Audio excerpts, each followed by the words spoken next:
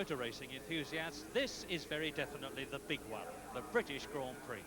And to prove its status, what must surely be Brands Hatch's largest ever crowd has poured in to see the first Grand Prix for a long time that hasn't been overshadowed by fractious politics.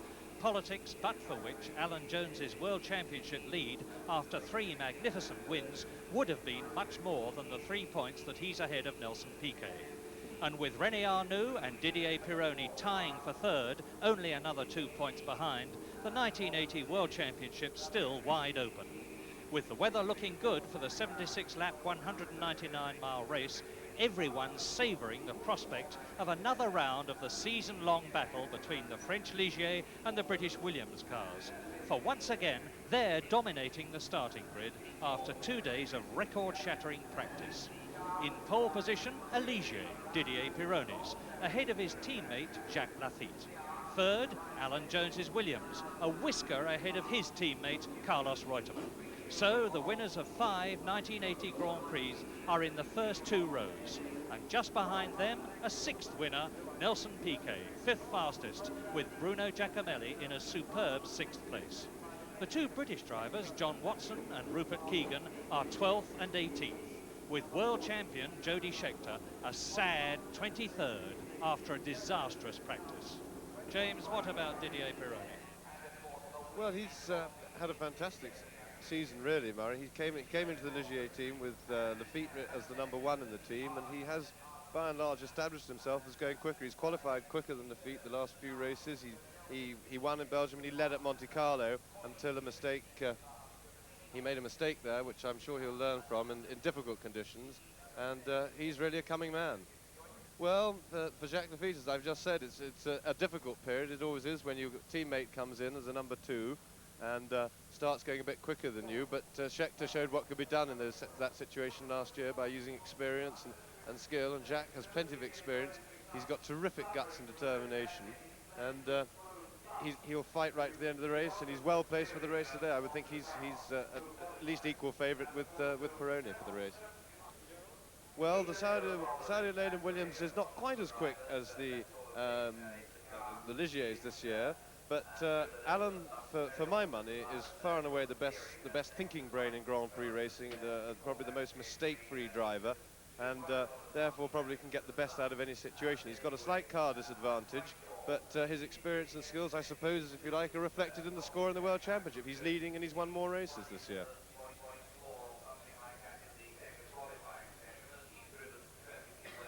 Reutemann, of course, is enigmatic, always has been. He can be brilliant at times. He's undoubtedly, he's been at the top of the profession for about 8 years now, at least 8 or 9 years.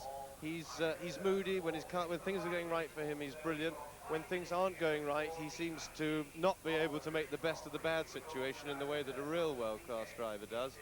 But he's capable of doing anything on the day, and he is one of the 4 favourites for the race today. Nelson Piquet is new to the game. He's shown a fantastic head for the sport. Oh, there he is. Yes. I hope she's watching. He must be a long way away. And so now, with the warm-up lap about to commence, Jackie Stewart. Well, at this time, of course, the drivers are getting themselves in shape, mentally in shape more than anything else, because the start of a race, from my point of view, was certainly the most important, to be very cool. Piquet showing himself very relaxed with his little message to his mother.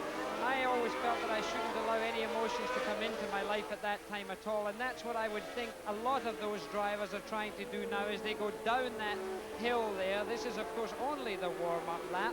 They're going up the hill now to Druids, the slowest corner on the racetrack. That'll be a second gear corner.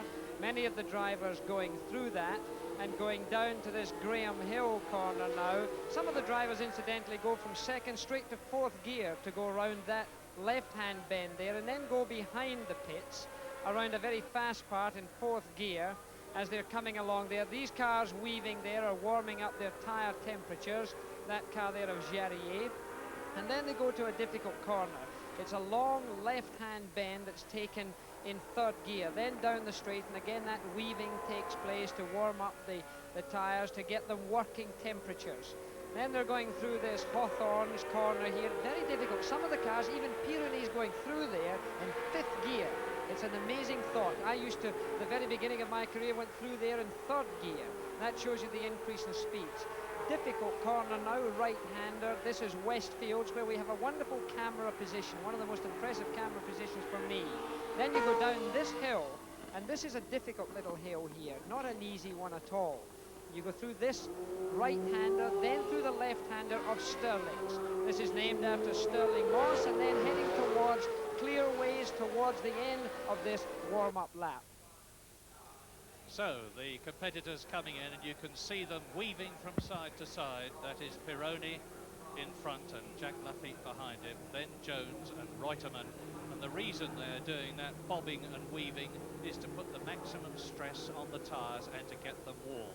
By the way, the Ferrari and Renault cars in practicing have had very considerable tyre trouble, as a result of which, although they are running on the smooth treaded slick tyres, they have had grooves cut into them in order to try and cool them down a bit.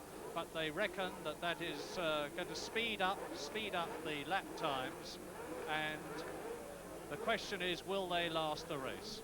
So, coming up now to the start line, in pole position in the white helmet and in the blue and white Ligier car, Didier Pironi, fastest in practice. Just behind him, Jacques Lafitte, 24 competitors, 76 laps, 199 miles. Alan Jones leading the World Championship just to the extreme left of your picture, the white and green Saudia Leyland Williams car. Then to his right is Carlos Reutemann, and we are waiting for the start.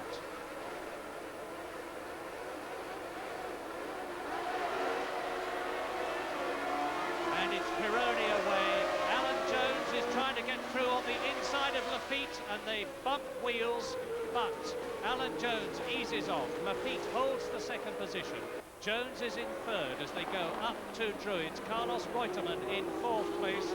Everybody has got away cleanly. A surge of cars, and Pironi has already got about 10 car lengths, and Alan Jones is trying again as they go into Surtees to take Jacques Lafitte, and failing in the process. Now down to Pilgrim's Drop as we go round Surtees with the midfield men. Pilgrim's Drop and up to Hawthorns. Pironi is leading, then Lafitte, then Alan Jones in third place, and Nelson Piquet in the Brabham in fourth position, and Jones challenging again. He's pushing Lafitte all the time round the circuit. Yes, Alan Jones is really in a big hurry. Here he is again trying to get past Lafitte. He doesn't want Pironi to get away. You saw he was really trying to pour through on the inside of the first corner. He's trying at every corner, and that's well worth watching. Down into clearways. There's Lafitte in second position, Jones behind him. Then Nelson Piquet, and over the line, completing lap one, goes Pironi. Well, I think Alan Jones, you're going to see putting a lot of pressure on that man you're looking at right now, Jacques Lafitte. I think that Alan Jones, in fact, is faster than Lafitte, although Lafitte now has got himself a little bit of an advantage. He's not using all of the road going into Druids there because he knew Alan Jones would try and get up in the inside. In the meantime, Alan Jones has lost a little bit of time because you see Nelson Piquet, the third car in your picture going through there, has closed up on Alan Jones. I think you're going to see Alan Jones regrouping his energies again and making another attempt at Jacques Lafitte. In sixth and seventh positions, the two Alfa Romeos, and Didier Pironi on the second lap already has a lead of just over 2 seconds, a considerable gap at this stage of the race. They're the second, Lafitte. Third, Jones. Fourth, Piquet. Then Reutemann. Then in sixth position, Depailler and Giacomelli. Very impressive that you've got Didier Pironi pulling away such a big advantage from Jacques Lafitte, his own teammate, then Alan Jones, and then the car of Nelson Piquet. A question of a cool driver with a cool head being able to take advantage of his car, which is obviously a little bit faster than the opposition. And look at the lead that he has coming through this pit lane. That's the second car you're looking at, Jacques Lafitte. Then Alan Jones, that blue, white and green car there, and then the car of Nelson Piquet. Quite an advantage they've opened up. Pironi, one of the new generation of drivers, and look at the lead that he has got now, because as he goes on his way towards Surtees, He is 2.5 seconds ahead of this battle for third position, and it's still in second place as they go round Surtees and away from us. There's Pironi, there is Lafitte underneath the bridge. Lafitte pulling away a bit from Alan Jones, who has got Nelson Piquet in the Brabham Ford right behind him. Now they are up to Dingledale Corner.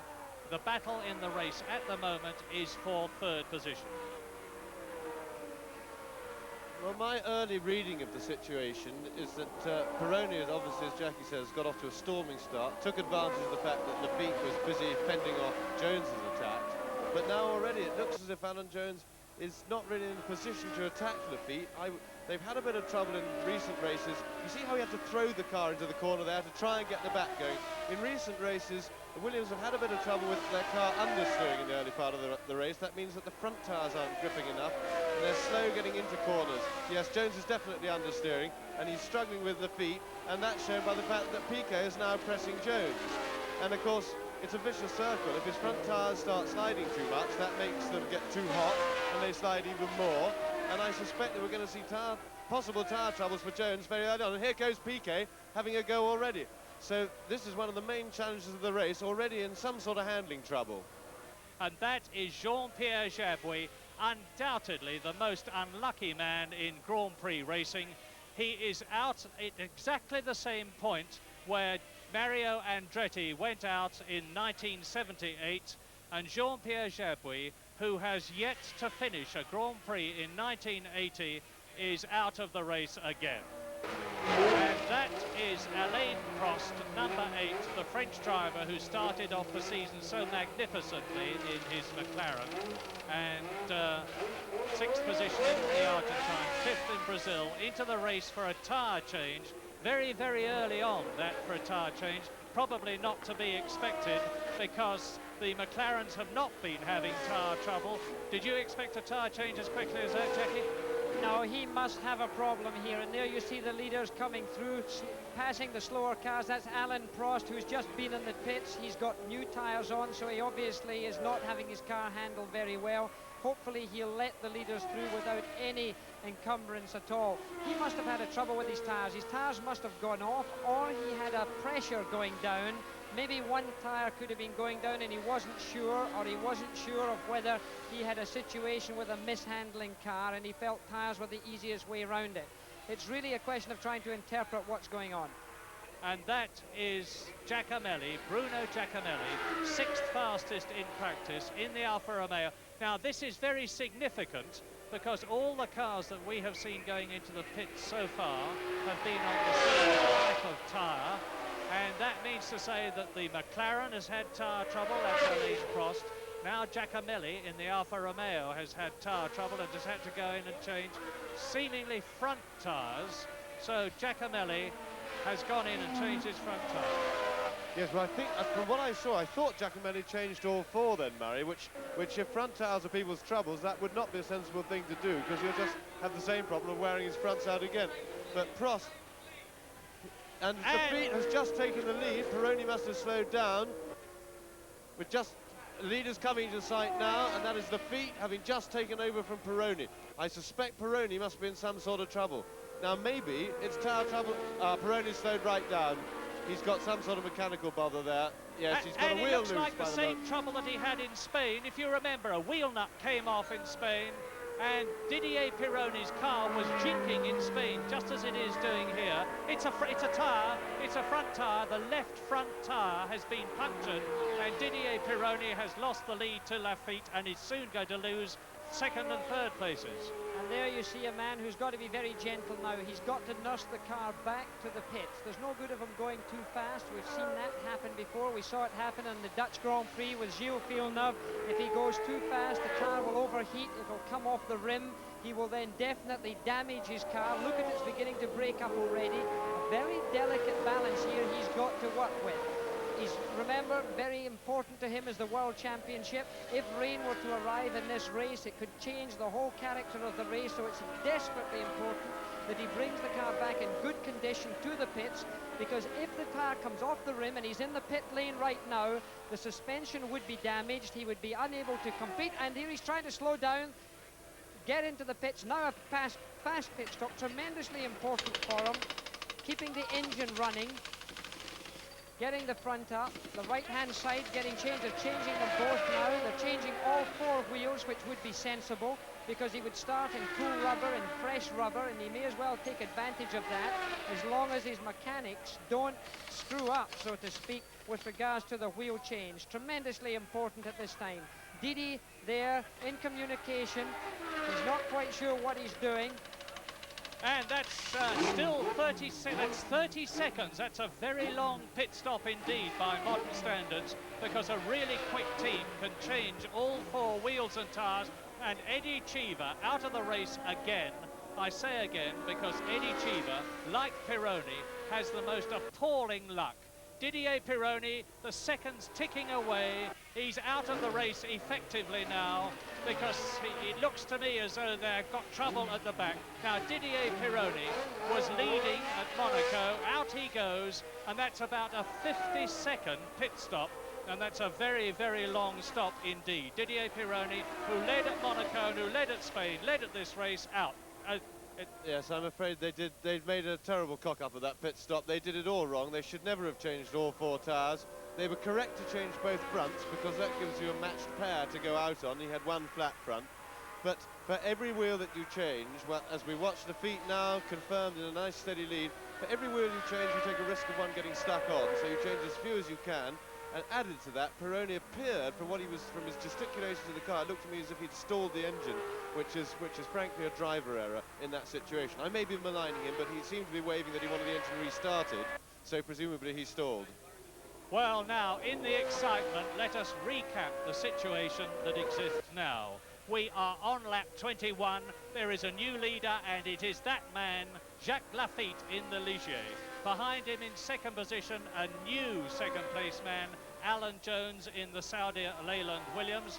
And in third position, behind Alan Jones, is Nelson Piquet. And the gap between Jacques Lafitte, the leader, and Alan Jones in second position is 8.66 seconds. Then in fourth, there is Villeneuve, Gilles Villeneuve, the Ferrari driver, and I suspect he will have tyre trouble as well, because all through practice the Ferraris were in tyre trouble. Let's see whether it is or not. The tyre jacks are being prepared. Jackie? No, he's got a mechanical problem. That's not a tyre problem for him. He was coming in too slowly. It wasn't a big rush job. I think you'll find that there's something, they're taking the engine compartment cover off. Gilles Villeneuve was not in a hurry to come into the pits. He's sure that there is something wrong with the car mechanically. He's not getting out of the car, however. He's having it checked. Quite a lot of time being wasted. 12-cylinder Ferrari. It looks like they're working on the ignition right now. It could be that. Could be spark problems. There are enough Ferraris around there to eat a plate of spaghetti, all these mechanics. Look at them. And on lap 22, the order is Jacques Lafitte leading Alan Jones. In third position now is Nelson Piquet. In fourth position is Carlos Reutemann in the Williams. In fifth position is Derek Daly. And behind Derek Daly in sixth position is Patrick Depailler. And it's Patrick Depailler, the Frenchman, who drove for Ligier last year, broke his 2 legs in a hang gliding accident last year, lost his place in the Ligier team, and is now with Alfa Romeo. And he was well up in 6th position. And the leader, Jacques Lafitte, has lapped everybody up to the 8th position man, John Watson. And it's Jacques Lafitte that we're looking at now, going round Graham Hill Bend, now up to Surtees. From Surtees, the left-hander there, which is a 3rd gear corner. These ground effect cars, and when we get close into a car, look at the side of it, and you will see that between the front and the rear wheels, there is a sliding section which literally drags along the road and creates a vacuum effect underneath the car. And there was a puff of smoke of some kind from Lafitte's car. It was either... And it's a tyre. Jacques Lafitte's left rear tyre has gone. That puff of smoke was a puncture. And just as Didier Pironi had a puncture when he was in the lead, so Jacques Lafitte has had one. So Lafitte in trouble. He's going to be coming into the pits. No, he's not. He's going through. So does that mean he's... It looked incredibly like a puncture. Jackie Stewart, did you think he had punctured as he went round? Yes, look at that. He's got a problem. I'm not quite sure. Let's keep an eye on it with this, and we can look at that rear wheel as he goes round there. It looks like there is a tyre problem because you can see a different colour within the width of the tyre. You can see that it's beginning to handle badly. The car's darting. You'll see the driver beginning to move the car around on the road a little bit, trying to get the car to interpret what's wrong for him. He'll try and get the feel of it. He'll be looking in his mirror right now. He'll be looking to see if the profile of his rear wheel and tyre are still good. Now look at it now, it's smoking even more now. He's got a big, look at him looking in the mirror. You could see his head dodging over there to look at that left rear wheel to see if the profile is right, because if it's a tyre problem, the profile goes into a concave shape. That's to say the center of the tyre goes down and allows him to see the tyre deflating. So he's got to interpret it. Is it a tyre for him? You can see it's coming away from the rim. In fact, if you look at it now, you see it's coming away from the rim. That means the tyre is going down, but he still hasn't come into the pits because he hasn't interpreted it. Maybe he hasn't got the tyre problem. Well, this, whatever it is, it's incredible because Alan Jones is in second place and we're soon probably going to see a change. James. Yeah, Jackie, with the greatest respect, you showed your age there, because the modern day car, you can't see the rear tyre in the mirror with all that bodywork in the way. And that is one of the problems. When I started, in Jackie's day, you could see the rear tyre in the mirror and you can't anymore, but Jacques Lafitte has been very slow to interpret the problem, and Jones is closing right up on him now, and I think Lafitte will rue the day that he didn't get into the pits quickly and change that tyre. And that was Alan Jones. We are there now. Now he is in real trouble. That is it. And Lafitte goes off and through the catch fencing and into the tyres. And he's all right. But we have a new British Grand Prix leader. And it is Alan Jones. The crowd will go absolutely berserk when Alan Jones goes through. Well, I'm afraid that driver is going to be very annoyed with himself because Jacques must have felt that. He should have known better. I'm afraid as a driver, I have to interpret it in that fashion. You can see how angry he is. It's been happening for 2 or 3 laps. There is an incensed man. I drove the Tyrrell yesterday. In fact, James, in some cars you can still see the rear tyres as you can in the Tyrrell. I don't know if the Ligier where you can see the rear tyres, but there are still some race cars around that can do that. But Alan Jones leads the race now, but certainly an angry man is Jacques Lafitte. Alan Jones leads the British Grand Prix on lap 32 out of 76. And as I said, the British crowd, and you can see them now waving their programmes all round the course. Alan Jones, the man who won in the Argentine, the man who won in Spain unofficially, well, he won officially, but he didn't get World Championship points for it. The man who won in France is leading the British Grand Prix and on his way to another 9 points, which would really help his World Championship situation. But whilst I say Alan Jones is leading, it is on lap 32, and he passes Mark Surer there, the Swiss driver in the ATS, and laps him. And Alan Jones is now leading, and Piquet, there is Piquet behind him in second position. So Nelson Piquet, number 5 in the Parmalat Brabham Ford, is closing up on Mark Surer. He has to lap him, and it'll be interesting to take the time gap between Alan Jones as he crosses the line now and Nelson Piquet who crosses the line now, and it is 2.79 seconds. Remember that time, it is going to be very critical. And there is the Ferrari of Gilles Villeneuve, who again has had a terrible race. Jody Scheckter, his teammate, qualified 23rd out of 24, and there is the parked 12-cylinder Ferrari of the brilliant French-Canadian Gilles Villeneuve out of the race, and Jody Scheckter is nowhere to be seen in a position that matters. He was lapped a long, long time ago. Jody Scheckter last but one, and there he is in the background. So as Alan Jones comes out of Druids at the top of Halewood Rise, the gap between himself and Nelson Piquet, who is just rounding the corner now, is going up all the time. Jones is definitely pulling away from Nelson Piquet, and that is Bruno Giacomelli, the Italian, who has clearly spun. You can see the grass on the tarmac, and so car number 23, the 12-cylinder Alfa Romeo, is out of the race, as is Giacomelli, who qualified in an excellent 6th position. And now in 4th position, Derek Daly, the Irish driver who lives in Monte Carlo, the man who, like so many of today's drivers, has come up by way of Formula 3. He was the BP Formula 3 champion in 1977, and he has since driven in Formula 1 for Ensign, for Hesketh, and now the Tyrrell team.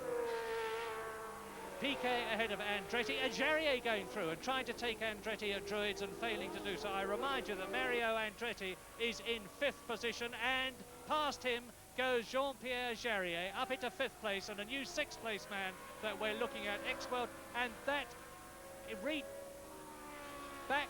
car number 25, Pironi. Pironi back into the race. Well, Mario Andretti, the man who thought that at last his luck had changed, has come into the pits. They thought for a tyre problem, but now they're looking at the back of the car. Certainly a problem there at the gearbox. It isn't what they thought, just a pure tyre change. Mario's staying in the car. They're putting the starter in case he goes out again, but at the moment it's just a conversation with the chief mechanics, and it looks as if Andretti's hopes of gaining points for the first time this season are over. Now, coming down from Druids and into the left-hander at Graham Hill Bend, there is Carlos Reutemann and Jarier in front of him. There is Reutemann, the Argentine driver, who is in 3rd position. Here we have another problem. It looks like Didi Pironi once again it looks like he's got another puncture. He's pulling off of the racetrack. He, of course, had been into the pits earlier for a very long pit stop, again for tyre trouble. Ironically, he, it seems, had picked up a puncture the last time.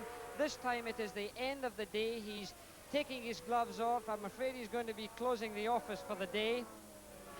Well, Alan Jones needs the luck now for another 2.6 miles because he is on the 76th and last lap. He has taken Paddock Bend for the last time. He has climbed Halewood Rise for the last time and is rounding Druids for the last time. Look at the skill of a possible world champion on his last lap.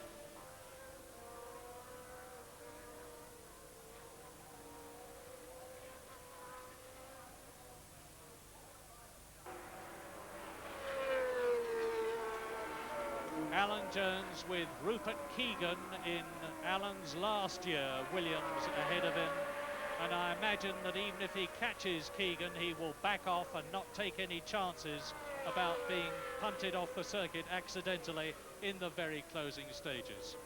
Keegan, there goes Jones, down to Stirling's. He now only has to go into Clearways, and when he gets there, he could certainly kick the clutch out if necessary and coast home to win his 3rd Grand Prix in succession, to increase his World Championship lead and to do what he wanted to do, beat the French, and Theo Jones has done it. The crowd rises, and Alan Jones from Australia in the British Saudia Williams has won the Grand Prix. Piquet crosses the line in 2nd position, and Carlos Reutemann very close to Piquet. There's Piquet, and there you just caught a flash of Carlos Reutemann's car. So the Williams cars have again showed their reliability by finishing 1st and 3rd. Piquet sandwiched between them in 3rd position, and the enormous, biggest ever, I would suspect, Brands Hatch crowd have come to see a win for the Williams, and that's exactly what they've seen. And Alan Jones waving out of the cockpit. The crowd rises to give him the accolade that he deserves as he passes Pironi's car, the car which had led him in the opening stages of the race. Victory for Alan Jones. 2nd, Nelson Piquet in the Brabham. So no change in the World Championship positions. 3rd, Carlos Reutemann in the Williams. In 4th position is Derek Daly. In 5th position is Jean-Pierre Jarier, and a very close thing for 6th, but almost certainly Alain Prost, who is just ahead of Hector Ribach in the Brabham.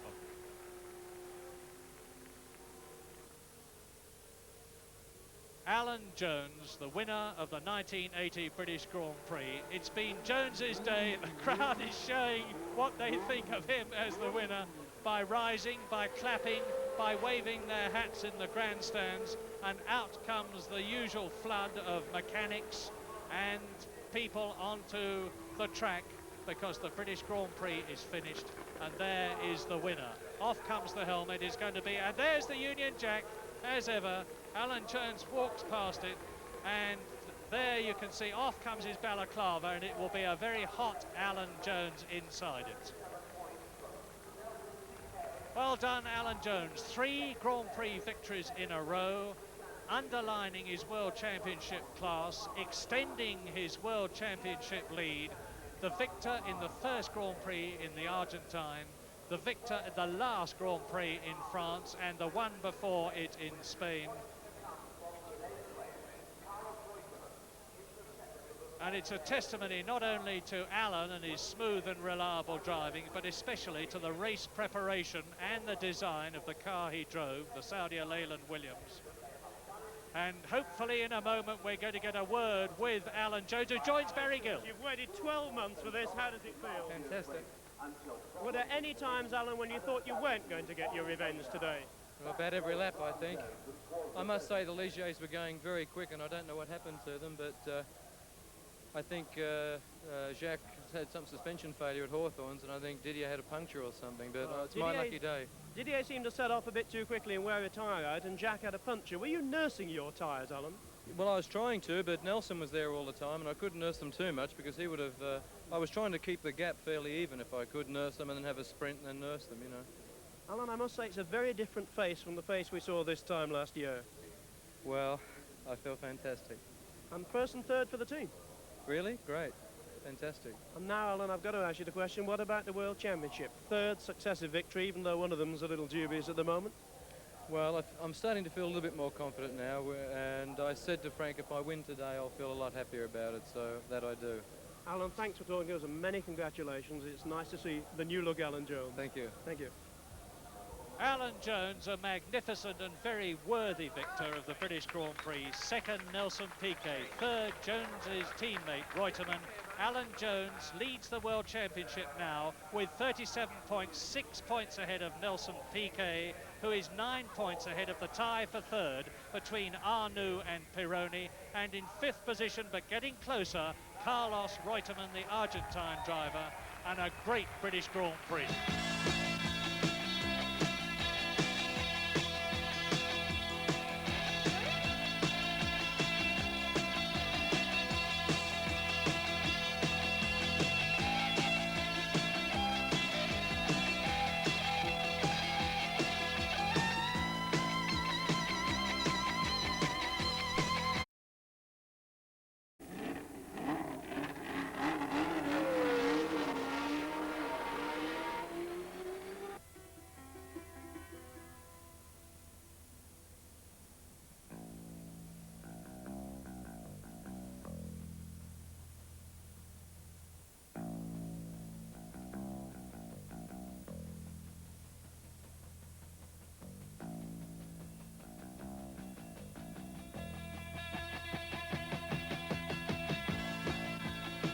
James Hunt and Barry Gill.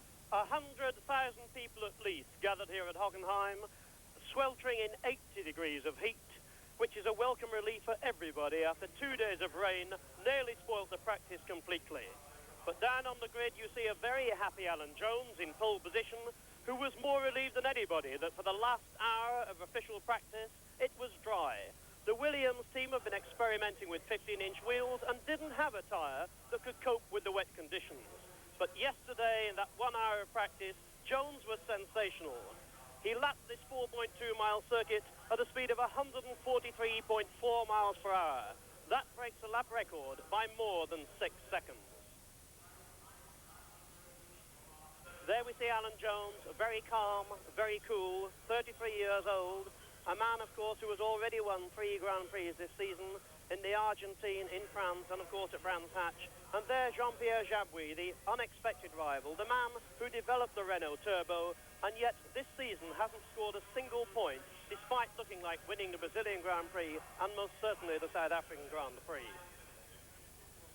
Front row then, the Saudi Leyland Williams next to the Turbo Renault, but we don't expect the Renault. And René Arnoux on the second row there, the man who suddenly led the title table after his victories in Brazil and South Africa, sitting on the second row next to Alan Jones's teammate, Carlos Reutemann. So Renault versus Saudi Leyland on the first 2 rows.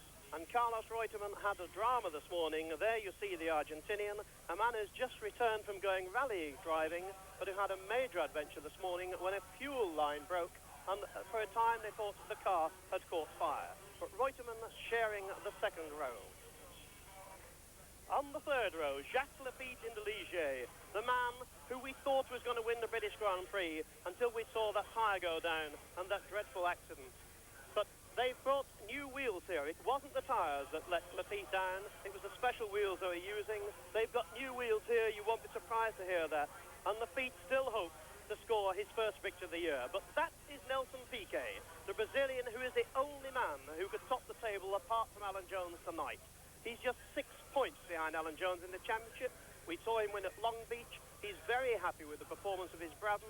He shares the third row with the Ligier, Nelson Piquet, the man who could upset things. And so, on the front row of the grid for the German Grand Prix, Alan Jones in the Saudi Leyland, Jean-Pierre Jabouille in the Renault. On the second row, René Arnoux in the Renault and Jones's teammate Carlos Reutemann in the second Saudia car. On the third row, Jacques Lafitte in the Ligier next to Nelson Piquet in the Brabham. On the fourth row, Belgian Grand Prix driver winner Didier Pironi, and next to him, the real sensation of practice, Keke Rosberg, driving the new Fittipaldi F8 for the first time, sitting on the fourth row.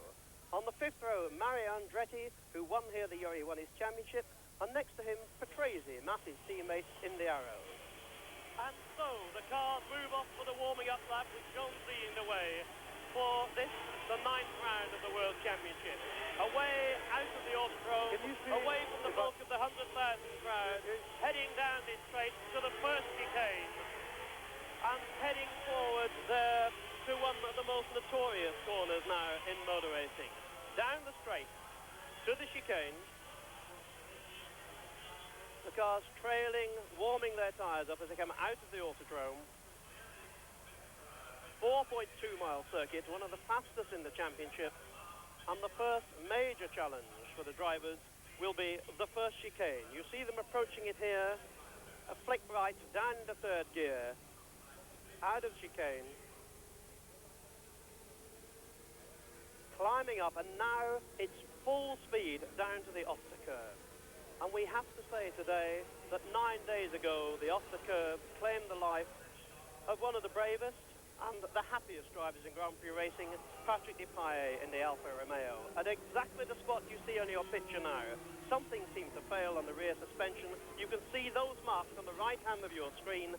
The car plunged on. There was no catching fence there. There'd never been any at that time. Into the Armco, and Patrick, unfortunately, so badly injured that he was dead before rescuers could reach him. Now, James, can you take us past the Oscar back into the stadium? Yes, well, the Oscar is nearly flat out. It's at the end of the straight. It just blinks. Now they go off down this long straight. You can see a bit of a mirage there. They go, there's a chicane very similar to the one on the other straight that we've seen already, which just was originally designed to slow the cars down. But here's the back chicane, the second chicane, the two. Out of that, they take that jolly nearly flat out now. That's taken at a good 140, 150 miles an hour. When they're up to full racing speed, they'll come another bit of straight, and then they'll come, here they come, they're forming up now to come down into the stadium. There's Alan Jones going backwards and forwards across the track, trying to get some energy into his tires to get the heat up so he get a good fight away from the line.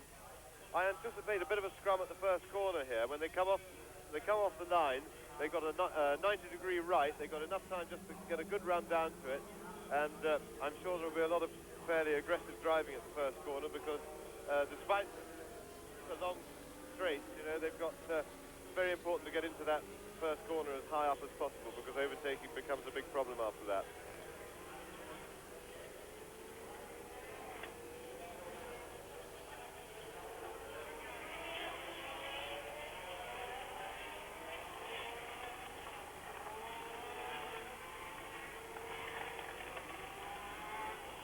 And so Alan Jones, the pole sitter, the man who won his first Grand Prix for the Williams team here, he'd already won in Austria for Shadow, returns to Hockenheim, which has been the start of a sensational run for the 33-year-old Australian.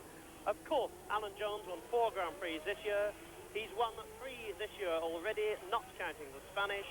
And he's sitting here now to try and complete a 3rd successive victory. A win to add to the one he scored in France. And, of course, the one we saw at Brands Hatch. The red light's on, the engine's rev, and Jones pulls away. Arnoux comes back Reutemann. Jones leads down to the first corner, with Arnoux trying to drop on the inside. Jeffrey on the outside. It's Jones who takes the corner first, and Jones who leads the way with the 2 Renaults stuck behind him. Lafitte has passed Reutemann, but Jones is in the lead. There's a car going slowly there, Barry, up the straight. That looks like one of the Brabhams, I think, who slowed down out of the corner. And we've got Daly still in front of us here in the pits. Daly is out of it, but there the Renault has taken Alan Jones. It's Jabouille. Jabouille is leading. That's turbo power has worked through that chicane, down to the off curve. Jabouille in the lead, from Jones, from Arnoux, from Lafitte, from Pironi. Oh, and this is a French festival at the moment. Jabouille from Jones. James. Yeah, now if you watch the Renault, with all that power, you see he took Jones simply on the power down the straight. Jones has already got a problem on his hands because on the long straights he's got no chance against the Renault, and get into the stadium and it's just too tight and twisty for overtaking. This in fact is a good start to the race because it should make it very interesting.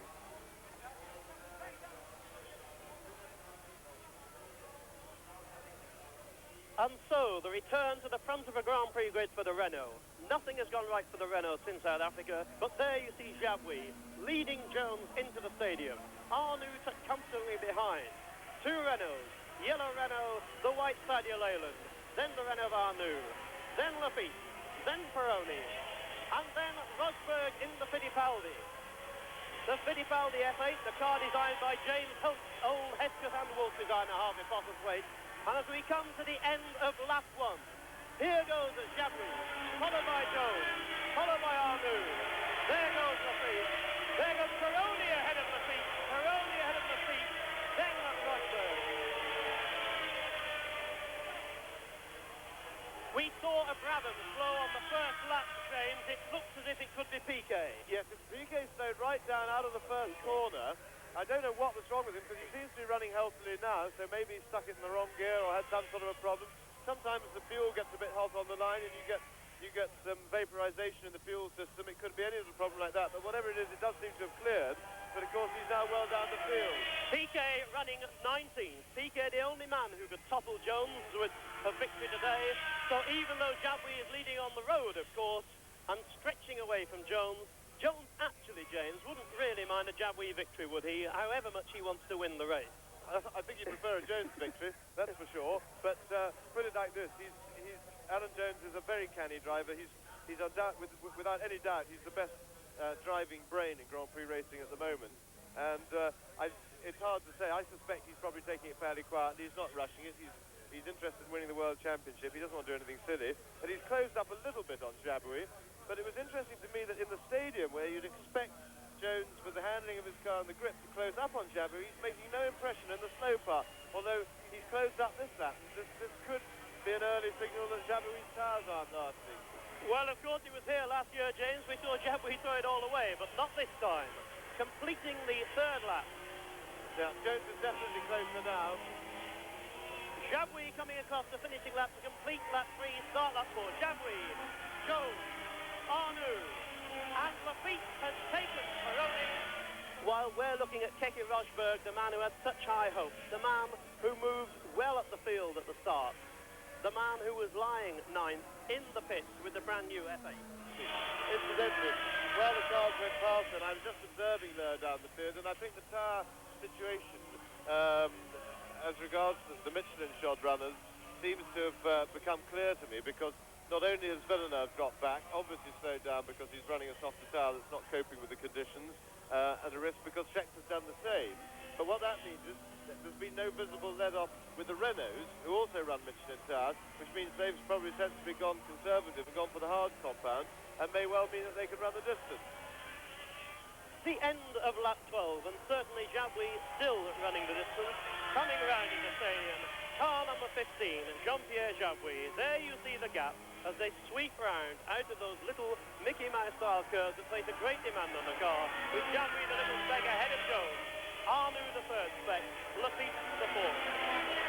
And Lafitte certainly closing up on Arnoux. Superb picture there from the airship to show the different challenges, James, that this circuit presents. What a variety of challenges you see on that picture. Marvellous. And nowhere more challenging, surely, than the off curve. One of the fastest curves in Grand Prix racing. Jabouille sweeping through it. Some of the drivers describe to me as like seeing a pebble or a conker at the end of a rope. Jabouille looking in his mirrors. He knows where Jones is, keeping that fragile gap. One thing I suppose about reliability, the Renaults have had major valve spring problems here, and then of course there's our old enigma at the tyres. But at the moment, Jabouille in front, Jones behind, and a gap of course before we get Arnoux, who's now having a real battle with Lafitte.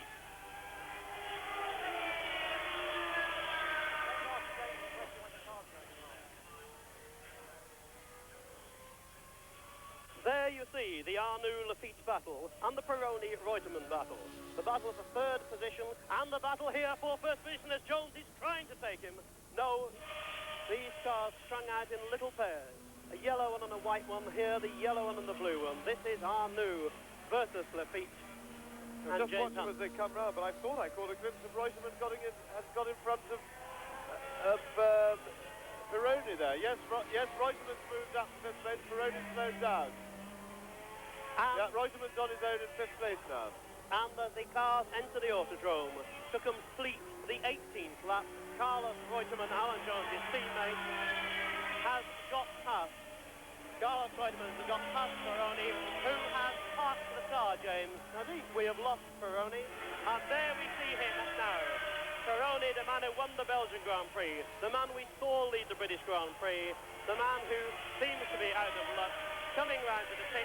Just as in front of us, we see the world champion Jody Scheckter coming into the pit for the tyre change that James Hunt has been forecasting. As they work on that Pironi car, Jabouille has crossed past the pit, followed by Jones, followed by Arnoux, followed by this man's teammate Lafitte, and then a lonely fifth now, all on his own as Pironi gets out of the car. We have Carlos Reutemann in fifth position, sixth Nelson Piquet, seventh De Angelis, eighth Mario Andretti, and ninth now John Watson. And I think we should say here now that Bruno Giacomelli is lying 10th in the Alfa Romeo. Giacomelli, the only Alfa Romeo driver, because the accident at this point on the circuit of the off curve, which claimed the life of Patrick Depailler. Bruno Giacomelli and Alfa Romeo determined to continue, and as Giacomelli told me, that is the finest tribute we can pay to Patrick Depailler. And so while we talk about one Frenchman, another Frenchman, Jean-Pierre Jabouille, who was a great friend of Depailler's, leads the race as they come up to the Candy Tyrrells. The Jabouille and Jones now have to get past the Tyrrells, who have seemingly slipped backwards in progress since Brands Hatch. Jarrier had a bad crash in practice. They've had to rebuild the car, but Jones is really after him now. Yes, Jones has got gone. him. Something has happened here in the stadium. Jones has swept past Jabouille. The Renault suddenly seemed to stutter. Jones just swept by him. James Hunt. Yeah, Jabouille slowed right down. He's got a mechanical problem. Can't see what it is, but Jones is now off on his own. It'll be interesting to see if he can speed up at all now that he's running in clean air. And so, at the end of lap 27, the start of lap 28 for Jones, Jean-Pierre Jabouille comes into the pits, the man who has led this race for all but half a lap, into the pits in front of us now. The luck that seems to have dogged this Parisian so long seems to have struck again. It certainly doesn't seem to be anything as rapid as tyres as Alan Jones now leads comfortably on lap 28 from Arnoux, who's a long, long way behind him, James Hunt. No, it was quite sudden. There had to be some sort of mechanical failure. Poor Jabouille. That is really tragic for him. The reliability of the team hasn't been that bad this year. Every time they've had a breakdown, it's always been Jabouille. You know, that's sod's law. It's the way it works. But you know, I believe that the luck comes back and you'll be all right And again. this is the other the one, next blow Arnoux's for out as Renault. well. There we see René Arnoux, who had suddenly been promoted to second place. So at the end of lap 7 and the beginning of lap 28, drama indeed for the Renault team as Jean-Pierre Jabouille, who was leading, goes into the pits, and we see René Arnoux park his car. Obviously technical, I would guess mechanical troubles. The Renault being rushed away in front of me in the pit, hidden away. Perhaps it was those valve springs they've had problems with all weekend, but the two Renaults out of the race, and the order will now have changed dramatically. And what has Jean-Pierre Jabouille to say about it? I think I have the problem with my valve spring. That is the problem. Before stop 10 laps before, I understand I have a problem with my spring, my valve spring, but the man from Renault, I say the problem. Okay, Jean-Pierre, Jones was a big challenger for you. You think he will win the race? I think, I have no problem, I win the race, but I think now it's John who win the race. James, what a dramatic turnaround for the Renault team. Yes, I'll say one thing. They both have the same problem. That's consistent preparation, but not the sort of preparation that they want. Very sad for them. They've done an excellent return to form. Great disappointment. My heart really goes out to Jabouille. He's having just a wretched season. He's driving so well. He's done so much work with the car, and nothing seems to go right for him in the racing. Well, lap 31, and there is poor Arnoux, still out on the circuit. René Arnoux, you were in the Renault, you were in third place. What happened? I think that the engine is broken. The engine is broken. What do you think broke on the engine? I don't know exactly. I think that is wall pressure. There is no wall pressure, and I stopped. And while he's been explaining his problems, yet another Frenchman, the brilliant young Alain Prost from McLaren, who was lying, I think, about 11th, has come into the pit. So not a good day for the French at all. James. Well, Alan Jones certainly isn't hanging about. He's just reduced to that record by over half a second. He's down to the 48, and so he's still piling on the pressure, probably trying to build himself a comfortable cushion over the feet. And the feet's now 9 seconds back on him. It's nice when you're in this situation. I personally would always like to have 15 or 20 seconds cushion if possible, just in case you get a slow punch or something near the end of the race. And Jones certainly isn't easing up at the moment. There in your picture, the man lying second in the race, Jacques Lafitte in the Ligier. Jacques Lafitte, we remember, at Monza last year, lost his chance of becoming world champion, and really for much of the season last year, it was Lafitte in the Ligier versus Scheckter in the Ferrari. This year, only Peroni has managed to win the Ligier, and Jacques Lafitte, very, very gritty driver indeed. It's sixth in the World Championship, but of course he's had a couple of seconds at Monaco and in South Africa. In Britain, he thought he'd won the race. We saw that very dramatic incident when the tyre was going down. But now, here, he's 11 seconds behind Jones. Yeah. While Lafitte seems to have no hope of catching Alan Jones, Carlos Reutemann, Jones' teammate, certainly hasn't given up any ideas of catching Jacques Lafitte. There he is behind the back markers, James. He's got a bunch of 3 back markers to get through. He's closed up a couple of seconds in the last lap. That, of course, could be because Lafitte had to slow down with the back markers. But if Reutemann gets a clear run through, no, Daly's held him up, unfortunately.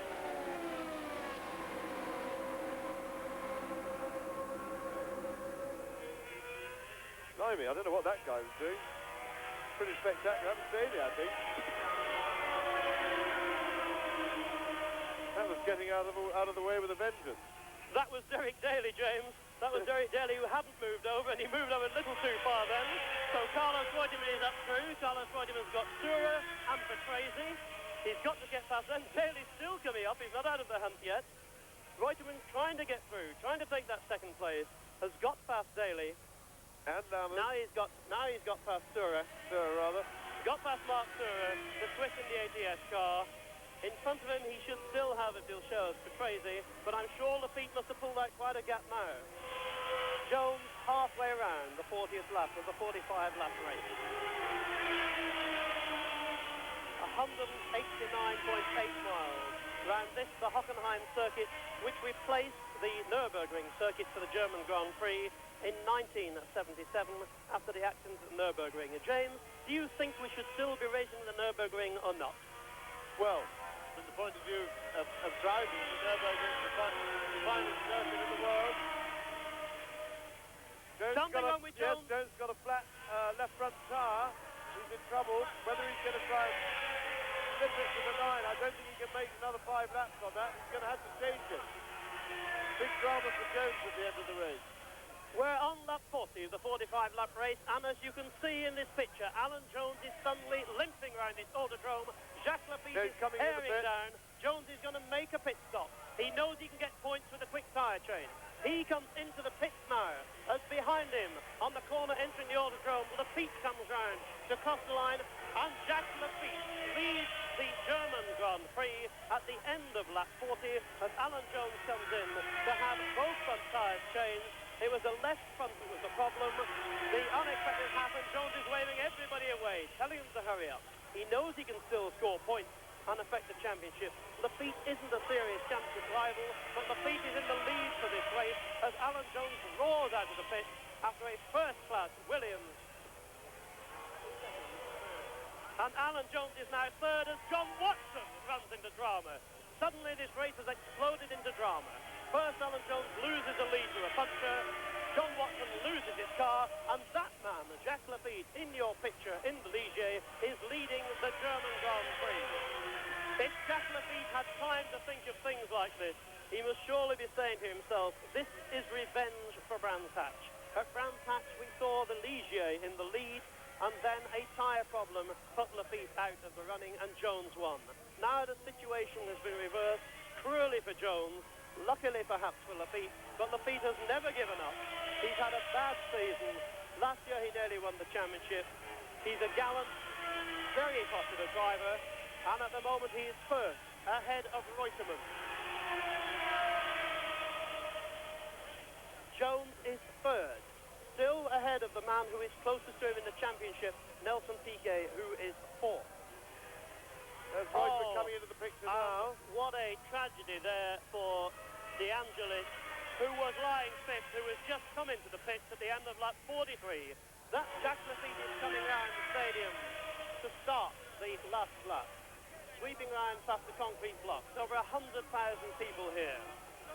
Accelerating across the finishing line, and now he has 4.2 miles to go. And the gap, according to Watch, is 4.3. 3.4. 3.4. Digital watches, Joe. 3.4 seconds. Can Carlos Reutemann make up 3.4 seconds in just one lap? Alan Jones in third position. This man, Jacques Lafitte, first. This man, Jacques Lafitte, now promoting himself to fourth place in the World Championship. Down to the on-curve and the roar of the crowd here. A sporting German crowd love their motor racing, and Jacques Lafitte has entered the stadium for the last time. Jacques Lafitte has less than half a mile to go to win the German Grand Prix. Lafitte, the Frenchman who struggled so hard for the Ligier team, being so loyal, 36-year-old, 86 Grand Prix, coming up for his fourth win, a few yards to go to promote himself to fourth place in the championship, and Jacques Lafitte wins the German Grand Prix in the Titan Ligier Ford, followed across the line by Carlos Reutemann for Saudi Leyland Williams in second place. And so, as Jacques Lafitte and Carlos Reutemann set off for what is for them a victory lap, Alan Jones is still fighting as he comes into the stadium. He's got Prost behind him, but Nelson Piquet in the Brabham is behind him. And Jones, of course, must finish ahead of Piquet, not only to maintain his championship lead, but to extend it. And Jones crosses the line third, despite that puncher, to come in behind his teammate, Reutemann. Piquet is fourth in the Brabham. A very brave Bruno Giacomelli is fifth for Alfa Romeo. Gilles Villeneuve is sixth in the Ferrari. Andretti seventh in the Lotus. And Jochen Mass eighth in the Arrows. And those were the only cars to complete the 45 laps. So, first victory of the year.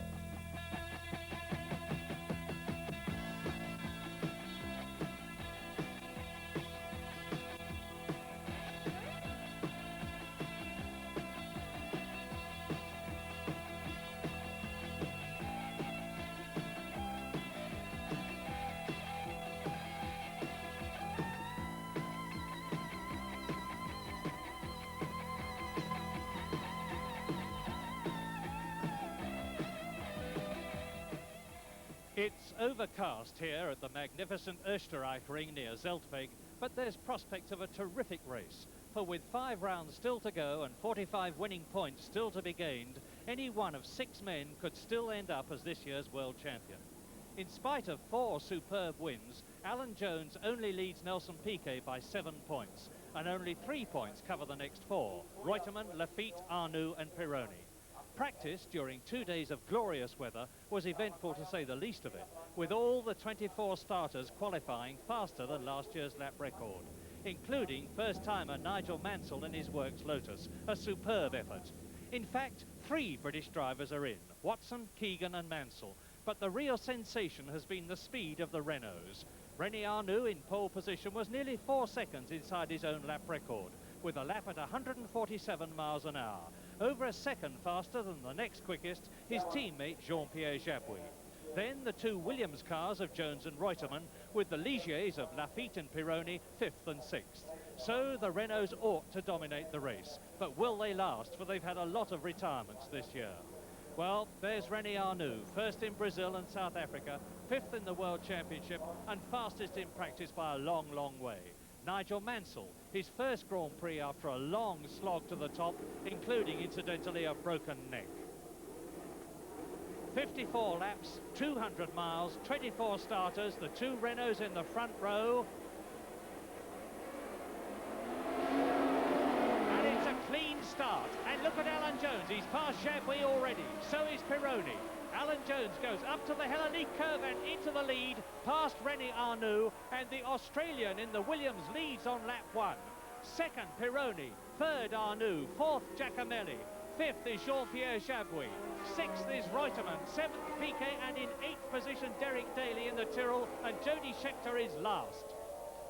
Well, that seemed to me a strange start for Lafitte there. He was very slow away, but it looked to me as if Reutemann just moved very sharply to the right in front of him, and maybe Lafitte had to stand on his brakes, because as I saw him go up the hill, he seemed to be going properly again. He just slowed down for a moment, so I reckon he got carved up a bit there. So, over the crest and down to the Bosch curve, it's Alan Jones, then Arnoux, then Pironi, and Jabouille is up ahead of Giacomelli. Giacomelli in 5th place. Jody Scheckter, the world champion in the Ferrari, still last of the 24 starters. Here we have a chance to again. Look at Reutemann, yes, moving over on the feet. Reutemann's just at the back of the picture there. The feet now, you see him going slowly. The field is swarming past him. I reckon he probably had to stamp on his brake pedal a bit, and of course that puts you well back at a nice crowded start like that. Lap 1 out of 54 at the Texaco curves, and it's Alan Jones in the Saudi Leyland Williams. There is Arnoux second, Pironi third, Jabouille fourth, Giacomelli fifth, Reutemann in 6th position. Over the crest they come, down towards the Jochen Rindt curve, almost at the end of lap 1. There is Piquet, behind Piquet, De Angelis, then Daly, then Rebac, and Lafitte coming up through the field, ahead of Jean-Pierre Jarier in the Candy Tyrrell. 1 lap completed, 53 laps to go. Yes, well, Lafitte's certainly trying to make up for his lost time then. He's really charging through the field. Alan Jones made an excellent start. The Renaults were slow away, as they tend to be with their turbocharged engine. They got that little bit of lag as the boost comes up before they get full power, which is a big disadvantage for them at the start. But of course, on this circuit where power is the ultimate premium, and the Renaults have a huge straight line speed advantage, all they have to do is, if they can keep going around the corners quick enough, if he can get close enough behind Alan Jones, Arnoux is going to pick him off very easily indeed. But we see there's a little bit of a question mark here, because we haven't seen how the tyre performance has been in practice. But Arnoux is now pressing Jones hard. And Jabouille is in 3rd position, so the 2 Renaults are 2nd and 3rd. The Saudi Leyland Williams of Alan Jones leads. This is lap 2, a long, long way to go, and you can almost see René Arnoux gaining visibly on the white and green Williams car. There's the race leader, number 27, 4 wins behind him this season already, including the contentious Spanish Grand Prix, Alan Jones. Arnoux much closer than he was. Jabouille now 3rd. In 4th position it's Pironi, Giacomelli, then Reutemann and Piquet virtually together. Down to the Jochen Rindt again. It's going to be 2 laps completed in a moment, and Giacomelli, Reutemann and Pironi absolutely together as the leaders come out of the corner, cross the line into lap 3. There's Jabouille in the Renault in third position, and now Arnoux is right with Alan Jones. Yes, René Arnoux is now getting into position to attack.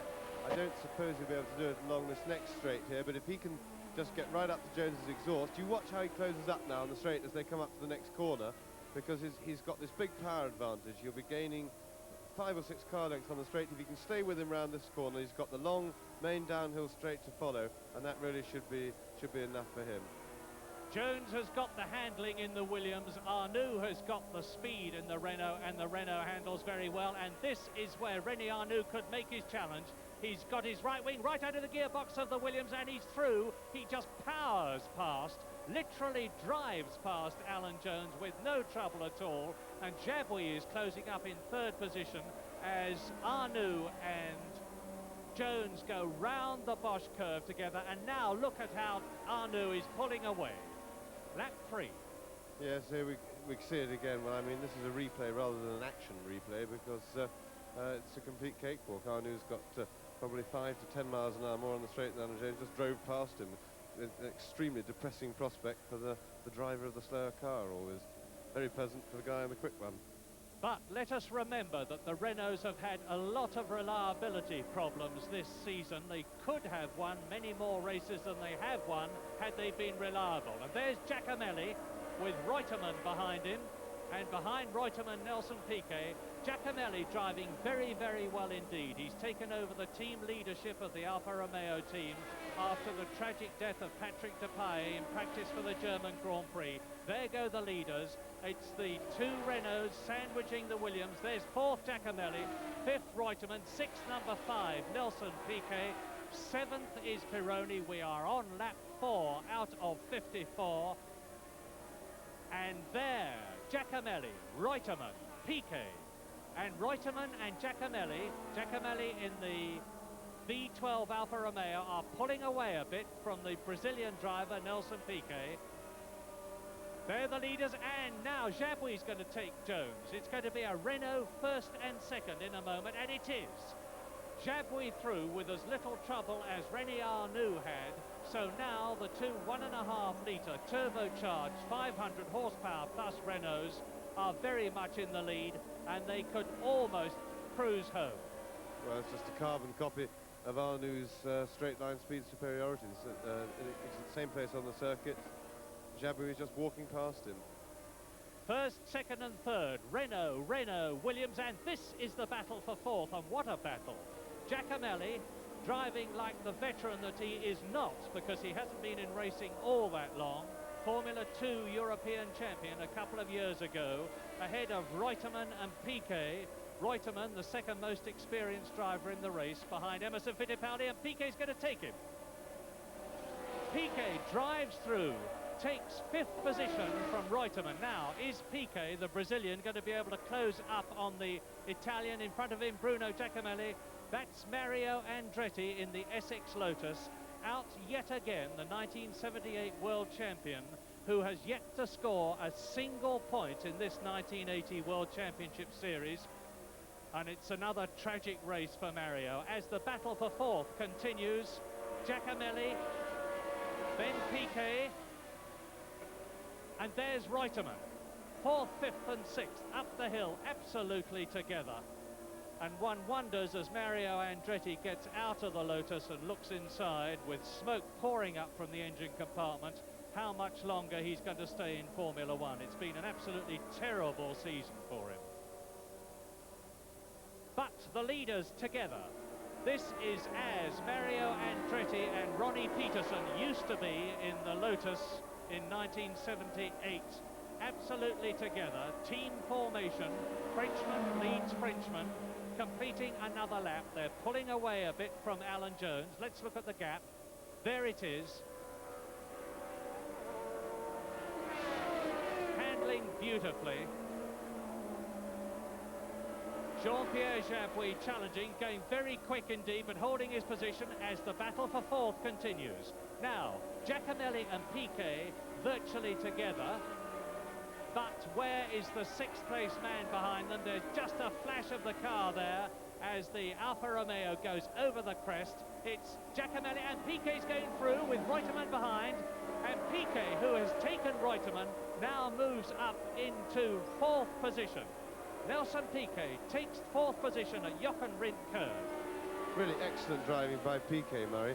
He's in a car that is not really as fast as Reutemann's, for example, that he's already forced his way past.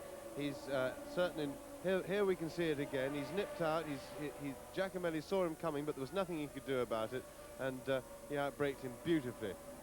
Making sure that he was well in front of him, because Giacomelli's a tough man to pass, and unless you're well through, he's going to move into you.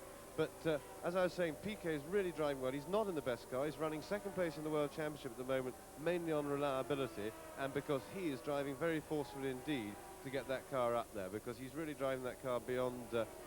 he's further up the field than he should be in that car.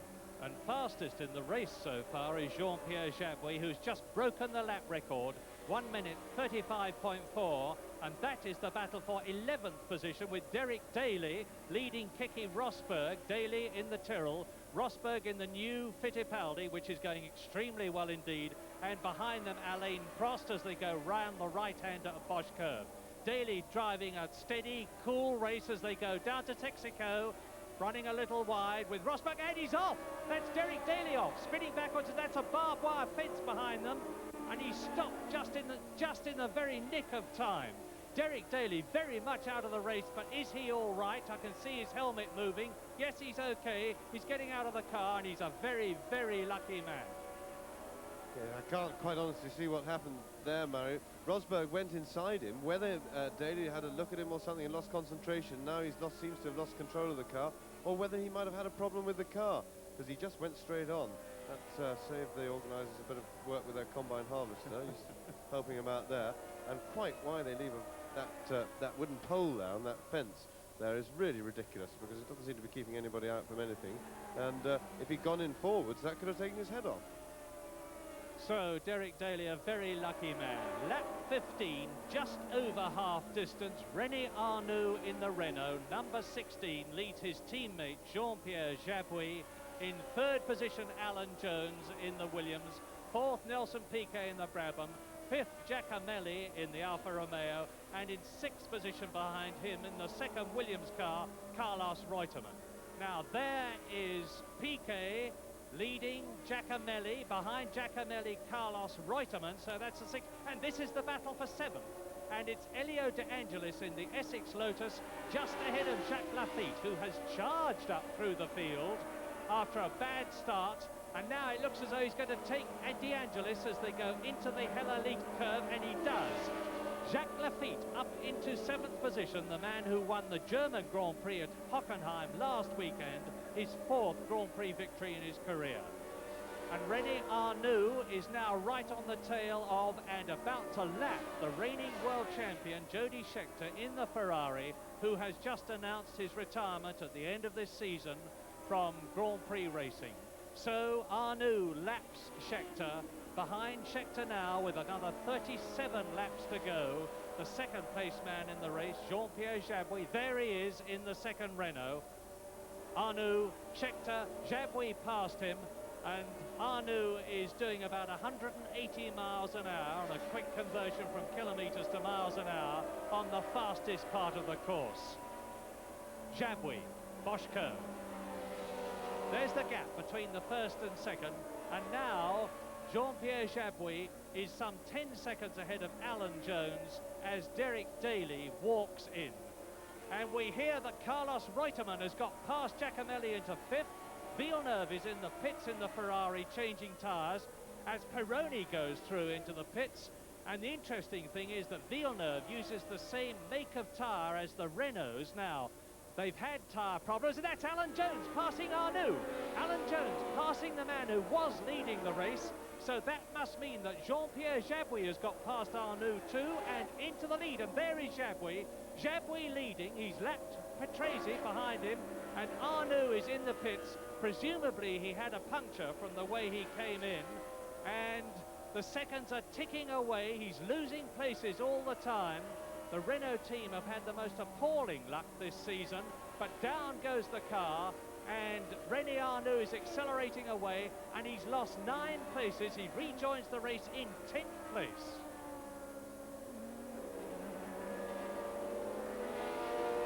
23, and Jean-Pierre Jabouille leads. He's just lapped Rupert Keegan in the Williams.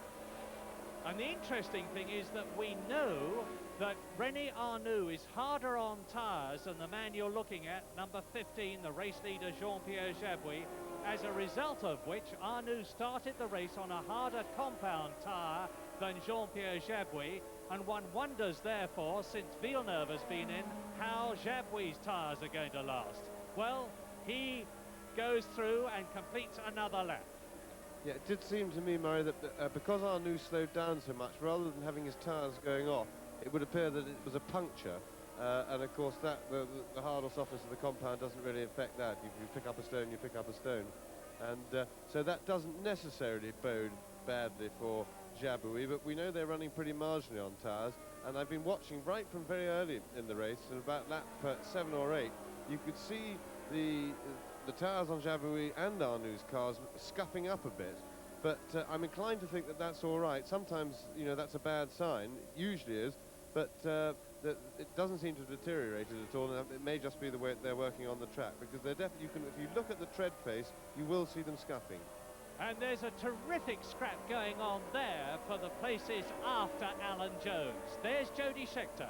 Piquet is now 4th, Reutemann is 5th, and Giacomelli is in 6th place. So Giacomelli has been displaced, and the battle now is very much between Reutemann and Piquet, and Reutemann goes through. Reutemann then up into 3rd position behind his teammates. And that's good news for Alan Jones, because Alan Jones wants to have as many places as he can between himself and Nelson Piquet in order to enhance Jones's World Championship positions. Jones leads the World Championship, and Piquet on the right of your pictures now is in 2nd position. So Carlos Reutemann supporting his teammate, the World Championship leader Alan Jones, superbly. Looking at this again, it really does look to me as if Piquet was caught completely napping. You see, look, he's turning the corner. I don't think he thought that Reutemann was going to have a go at all. And that was a pretty uncharacteristic bit of opportunism by Reutemann. And Giacomelli has retaken Piquet as they both lap Jody Scheckter. What a terrific race Giacomelli is driving. That makes me think maybe Piquet's in a bit of trouble of some sort then. That was the other thing, of course. Maybe he slowed up just a little bit, but he seems to be going healthily along at the moment, so maybe he's got a little bit of brake trouble or something like that that's just slowing him into the corners enough to get the others by, because it's quite a sharp turnaround. He suddenly dropped the two people that he'd fought so hard to get past earlier in the race. Young Giacomelli then in 4th position ahead of Nelson Piquet. Lafitte is 6th and coming up fast. De Angelis is in 7th position, and there is René Arnoux fighting back. He rejoined in 10th position. He's up into 9th place now, gaining on Alain Prost in the Marlboro McLaren in front of him. There's Prost. There is René Arnoux back into the race, trying desperately to get back into the points to keep his World Championship chances alive, because he could still do it. René Arnoux then leading the race, Jabouille, and out of the race, Eddie Cheever, the young American-Italian driver who is joining in the Osella team, as we look at Nelson Piquet in 5th position, ahead of Jacques Lafitte, who is in 6th place. How far behind is Lafitte? And there's the answer. Right behind Nelson Piquet. Now, Lafitte challenge, and they're both coming up and taking Giacomelli. So, Giacomelli goes down to 6th. Piquet is 4th. Lafitte is 5th as I talk to you. And Lafitte pushing very hard indeed, and Giacomelli must be in trouble. Yes, I think Giacomelli's in trouble. Yes, in fact, you can see him just at the right of the picture, just gone out at the moment. He was going into the pits. But Murray, it's amazing. Jacques Lafitte, I think I must have been right about Reutemann carving him up at the start, probably inadvertently, but Jacques Lafitte has really driven a race like a man who felt very wronged at the start and is on a real adrenaline charge. He's really charged through this race, and he's pressuring very hard indeed now. That's Giacomelli's car. He's been into the pits. He's had a new wheel put on. He obviously went out too soon, because that's the end of the pits road, and the wheel has come off, and Giacomelli's race is run. So too is that of John Watson, 8th position, 4th at Long Beach, 7th at France, 8th in Britain. Not a very good season for John Watson. Look at all the muck on his tyres. That's because the soft compound has picked up road dirt and grass and muck. and John Watson gets out of the car with smoke pouring from it. So another non-finish for poor John Watson, with Mario Andretti's car in the background. And Piquet, that's Lafitte ahead of Piquet. So Jacques Lafitte has got ahead of Nelson Piquet up into 4th position. 26, Jacques Lafitte, 4th. Number 5, Nelson Piquet in the Brabham Ford is in 5th position.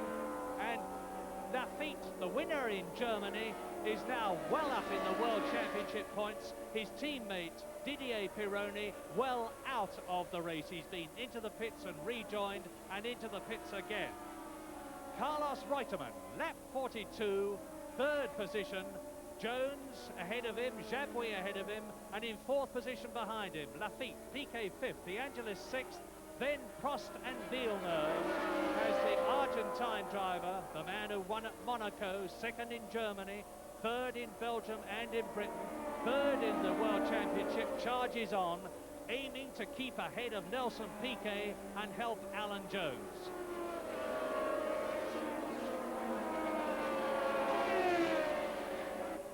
Lap 43, and Nigel Mansell is out in 13th position. And we've had news that when his car was topped up with fuel just before the race began, fuel was spilt down Mansell's back, so he must have been driving in absolute agony for nearly the full race distance, because this is lap 43, and he can be very, very proud of a very fine drive. The Renault pit. They're ready for surely not Jabouille after Arnoux tyre trouble. Barry Jabouille leading the race. How are his tyres? We know he's got a rev limit of 10,000 RPM. His lead was over 10 seconds, and now look, it's down to 7.2 seconds. Do you think, James, there's any danger of him coming in?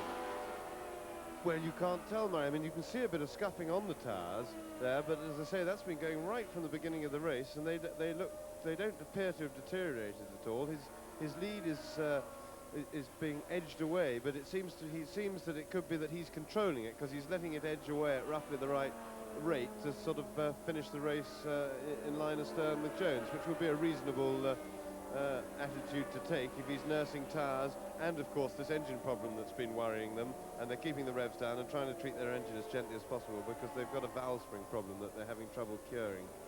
Jean-Pierre Jabouille coming up to lap Rupert Keegan, the young Englishman, back into Grand Prix racing after 2 years out of it. So Alan Jones, lap 52 out of 54 in 2nd place, is really charging. The gap was 10 seconds, and you can see what it is now as Jabouille leads, going round the left-hander. Alan Jones has carved the gap down from 10 seconds to 2 seconds. He's only got this lap and the 53rd and 54th laps to do something about catching Jean-Pierre Jabouille, then getting past him, but there's no question of Jabouille coming into the pits now. If he does, his race win has gone, and after winning in France last year and having such bad luck this year, he'll be determined to win. Into lap 53, the penultimate, last lap but one. There's Jabouille up the approach to the Hellelic chicane. Jones behind him. First, Jabouille.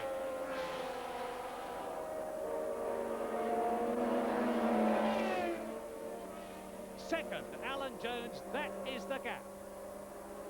From the Hellelic chicane, Noch 2 Runden, 2 laps to go.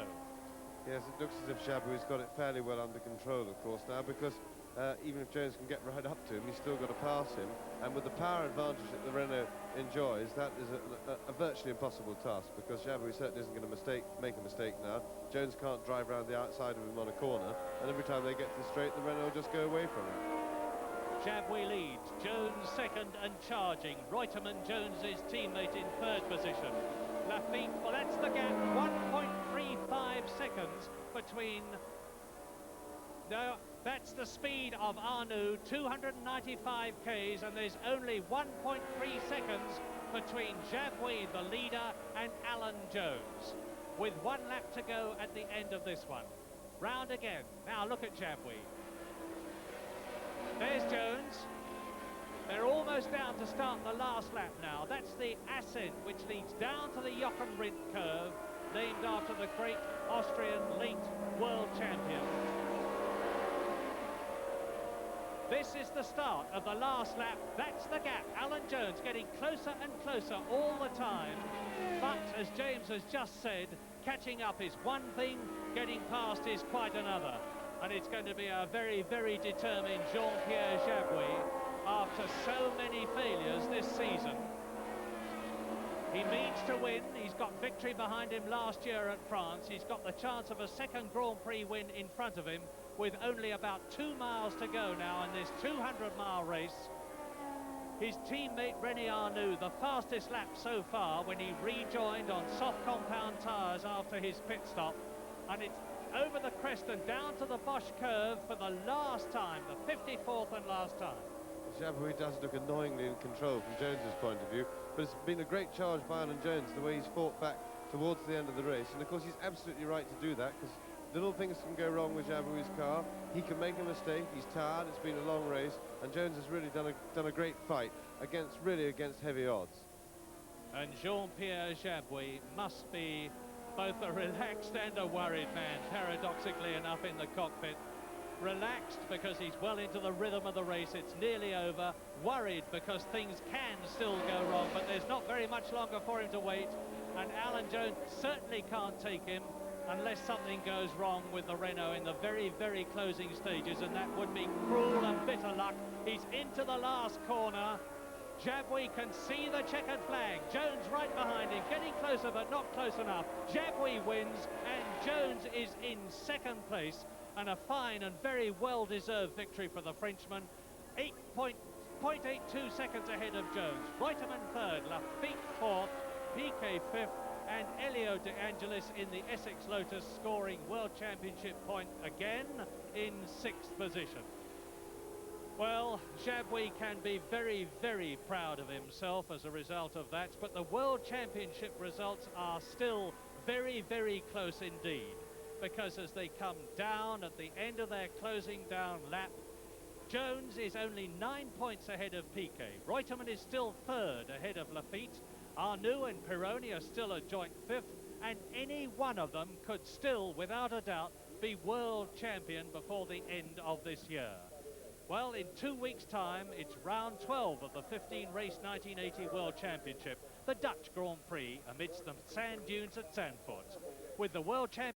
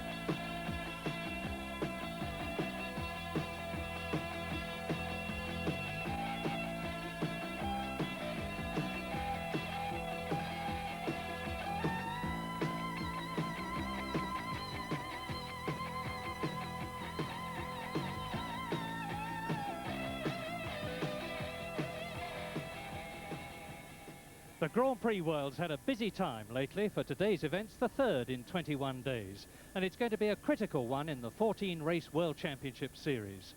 For with the Dutch Grand Prix due to start in moments on the sweeping 2.6-mile circuit amidst the sand dunes of Zandvoort, only 200 metres from the North Sea, 6 men still have a mathematical chance to become the 1980 world champion with 4 races to go. Alan Jones has an 11-point lead over Brabham's Nelson Piquet. 9 points for a win, remember. Jones's Saudi Leyland teammate Carlos Reutemann in third place is only 2 points ahead of Ligier's Jacques Lafitte, and René Arnoux and Didier Pironi could still beat any of the others. In practice this year, as last, René Arnoux in the Renault's been fastest, some 2 seconds inside the lap record, with his teammate Jean-Pierre Jabouille second. Then Reutemann third fastest, Jones fourth, Piquet fifth and Lafitte sixth, with just over 2 seconds covering all 24 starters. Starters which include 3 British drivers for a pleasant change. McLaren's John Watson, who had a nasty crash in practice, new boy Nigel Mansell, a superb 16th fastest in his Lotus, and Jeff Lees in the Unipart Ensign. So there is the lineup down on the grid. There is Alan Jones, and here is James Hunt.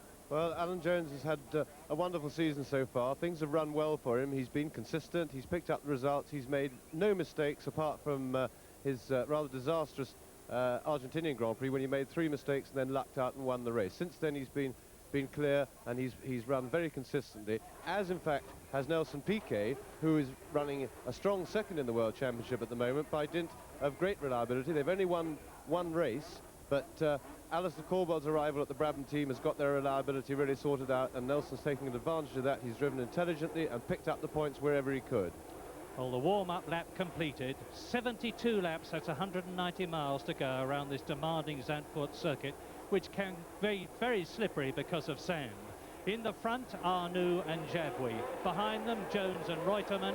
The engine revs rise, the weather's good. And it's a good, clean start. And look at Alan Jones on the right. He's punched through to second position. He's ahead of Jabouille. Lafitte has slotted in behind him. And Jones is challenging Arnoux as they go round Tarzan. In fact, Jones has driven right round the outside of Arnoux, and he leads with Lafitte third, Reutemann fourth, and Jean-Pierre Jabouille in 5th place, and they're all away cleanly. Well, Alan Jones has certainly started with the confidence of a World Championship leader.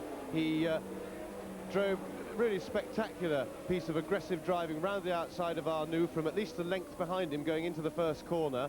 He's come out clear, and he's now really jumping away into the lead, which he needs to do, because the power of the Renault, when they get to the main straight, will take him past Alan Jones from anywhere as far as 30 yards behind him. Alan Jones has already got just about that, and he'll need it and the rest to keep ahead. That's what he's got to do. He's got to get clear on the first lap so that Arnoux can't come storming past him on the straight.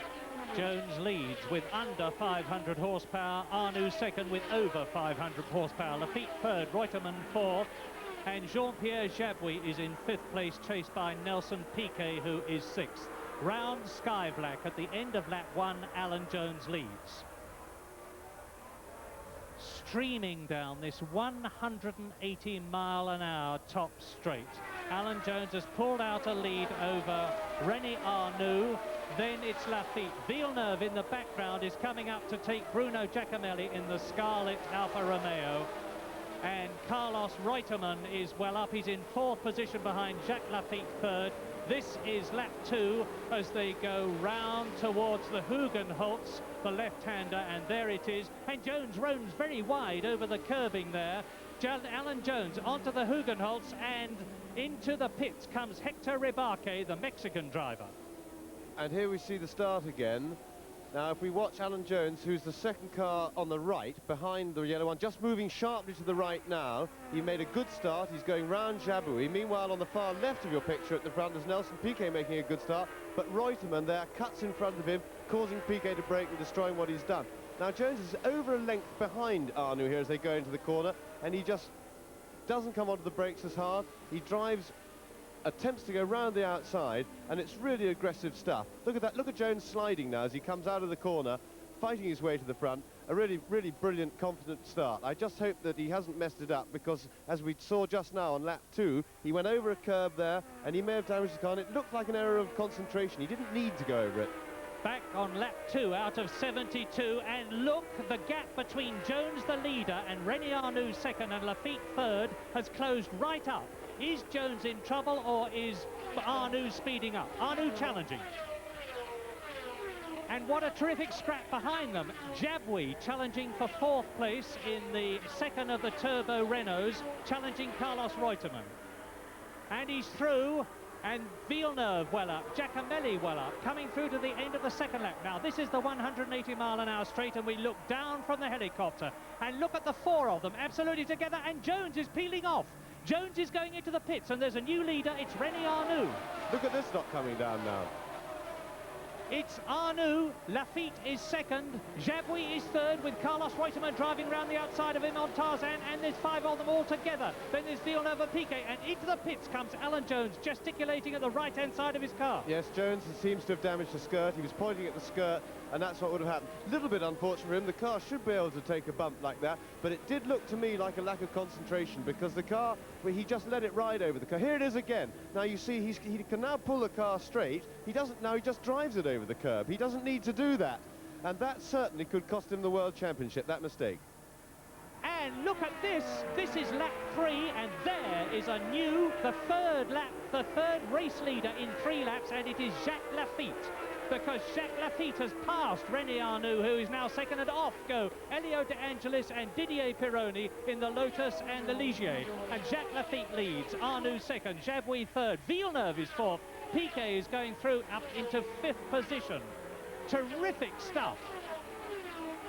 Elio De Angelis, quite safe, out of his car, studiously ignoring Didier Pironi on the left, who is equally okay.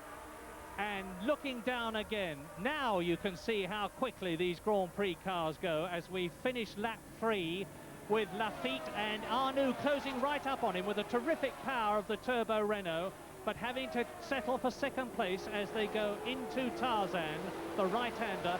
And that's one of the very few places where you can pass on this Dutch Grand Prix circuit. And what a terrific start to the 1980 Dutch Grand Prix. Jabouille in 3rd position. Look for the yellow and white Renault. There it is. Villeneuve is in 4th position now in the Ferrari, and he hasn't been that far up for a very long time in a Grand Prix. Yes, Villeneuve's made an absolutely storming start. He was about 8th at the end of the first lap, and he's just come right through. He's in characteristic aggressive driving, a brilliant start. There's Alan Jones still in the pits. They are changing a skirt on his car. They got the side off, and that's put him right out of contention for this race. And as I said before, that's going to be a very costly mistake indeed, because he was leading and looking in very good shape to win the race. Well, there, the man to watch is Jacques Lafitte, number 26, the man who won in Germany, 4th in the Austrian Grand Prix. Very well up in the World Championship, indeed in 4th position, chased by Arnoux. Yeah, René Arnoux is now in perfect position to pass Lafitte on the straight. He'll walk past him from there with the power of the Renault. Look, now the Renault's getting into its stride and it's closing right up on him. Look at him go. Oh, and Lafitte's moved right over him on him. That's very naughty. He kept down the left of the track. If he wanted Arnoux to go past him on the left, he should have been on the right in the first place. Arnoux had to brake, and Lafitte, quite frankly, that's dangerous driving and it's naughty. You shouldn't do that. You can't move across on the straight on somebody once you're committed, and Lafitte was committed to the left.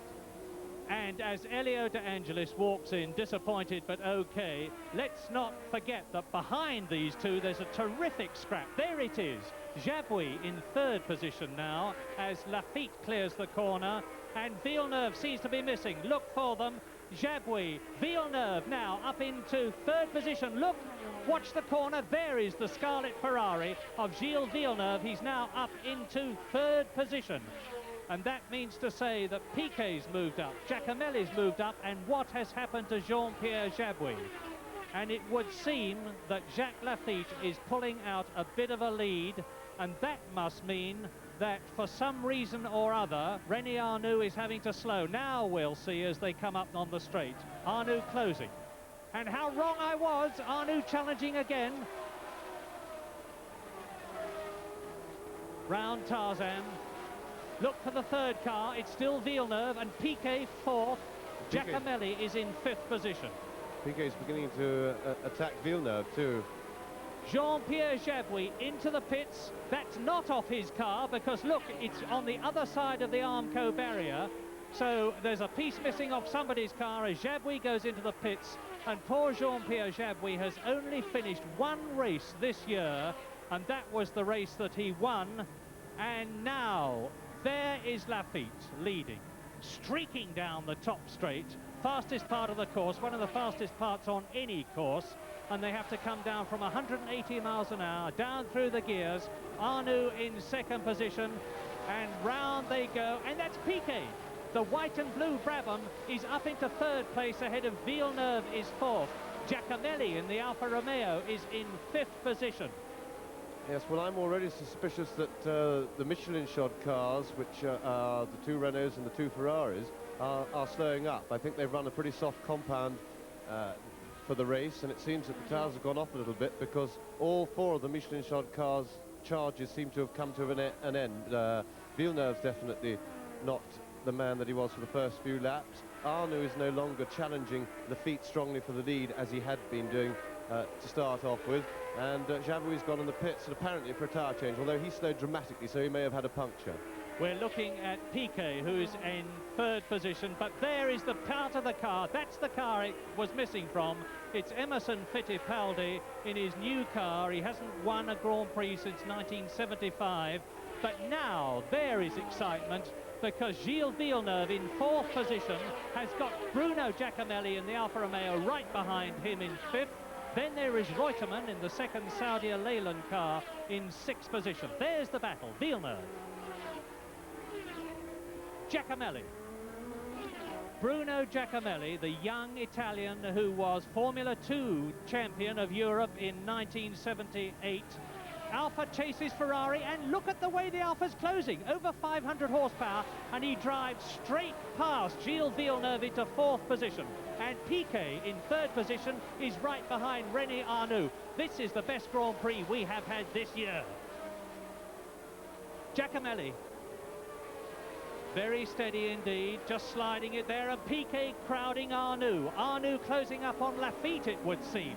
There are the first three, and Alan Jones is back in the running and going very quick indeed, although he is some 2.5 laps behind the leaders. But Alan Jones is setting the pace from the back as we look at Bruno Giacomelli, who has just moved up a place, and the Italian is pulling away now and closing up on the cars in front of him, pulling away from Gilles Villeneuve. Yes, Villeneuve's definitely in tyre trouble. That must be what slowed him up. Look at the way the gap's opening. He was ahead of Piquet before. In fact, he got past Piquet early in the race. Piquet's repassed and is now challenging the leaders, as Arnoux probably struggles a little bit on tyres as well. And behind them, there's a battle royal developing between Mario Andretti and Carlos Reutemann. There is Giacomelli, and John Watson is in ninth position, who was ninth fastest in practice, and they cross the line again. There in the Ligier is Jacques Lafitte across the line. Right behind his gearbox is Arnoux, and he pops out and has a look and decides he can't make it.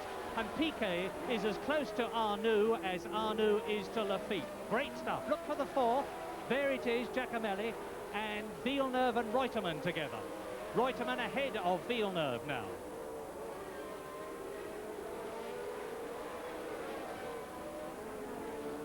Well, that's the battle to watch. Nelson Piquet is making the running as he closes right up on the yellow rear aerofoil of René Arnoux' turbocharged Renault.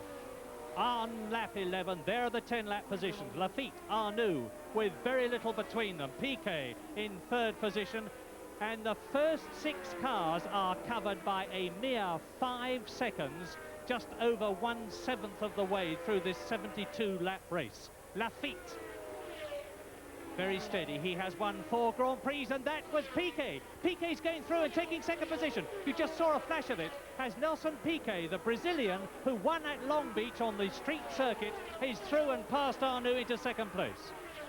That was a terrific piece of driving, Murray, because he's got a horsepower disadvantage, a bad one, to the Renault, which makes it a real problem to pass, and he got close enough. Oh, there's Jody Scheckter, possibly showing us why the South African Army refused him a driving licence.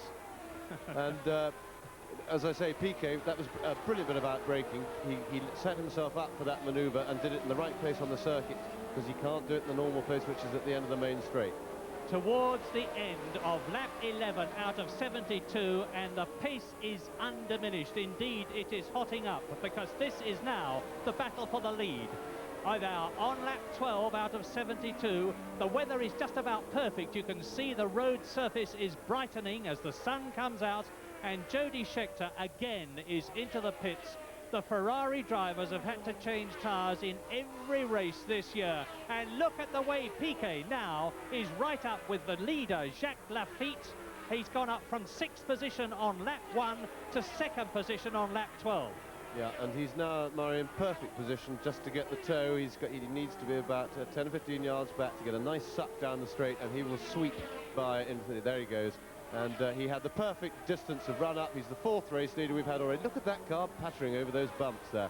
But that doesn't worry Nelson Piquet as he takes the lead of the Grand Prix, and it's very well timed for him for the World Championship, because the Williams pit will be feeling most uncomfortable with Alan Jones out of the race, sadly, in my opinion, by an error in concentration, possibly overconfidence with the way he was driving. A great shame. He doesn't usually make mistakes, and Piquet is really taking advantage of it at the moment.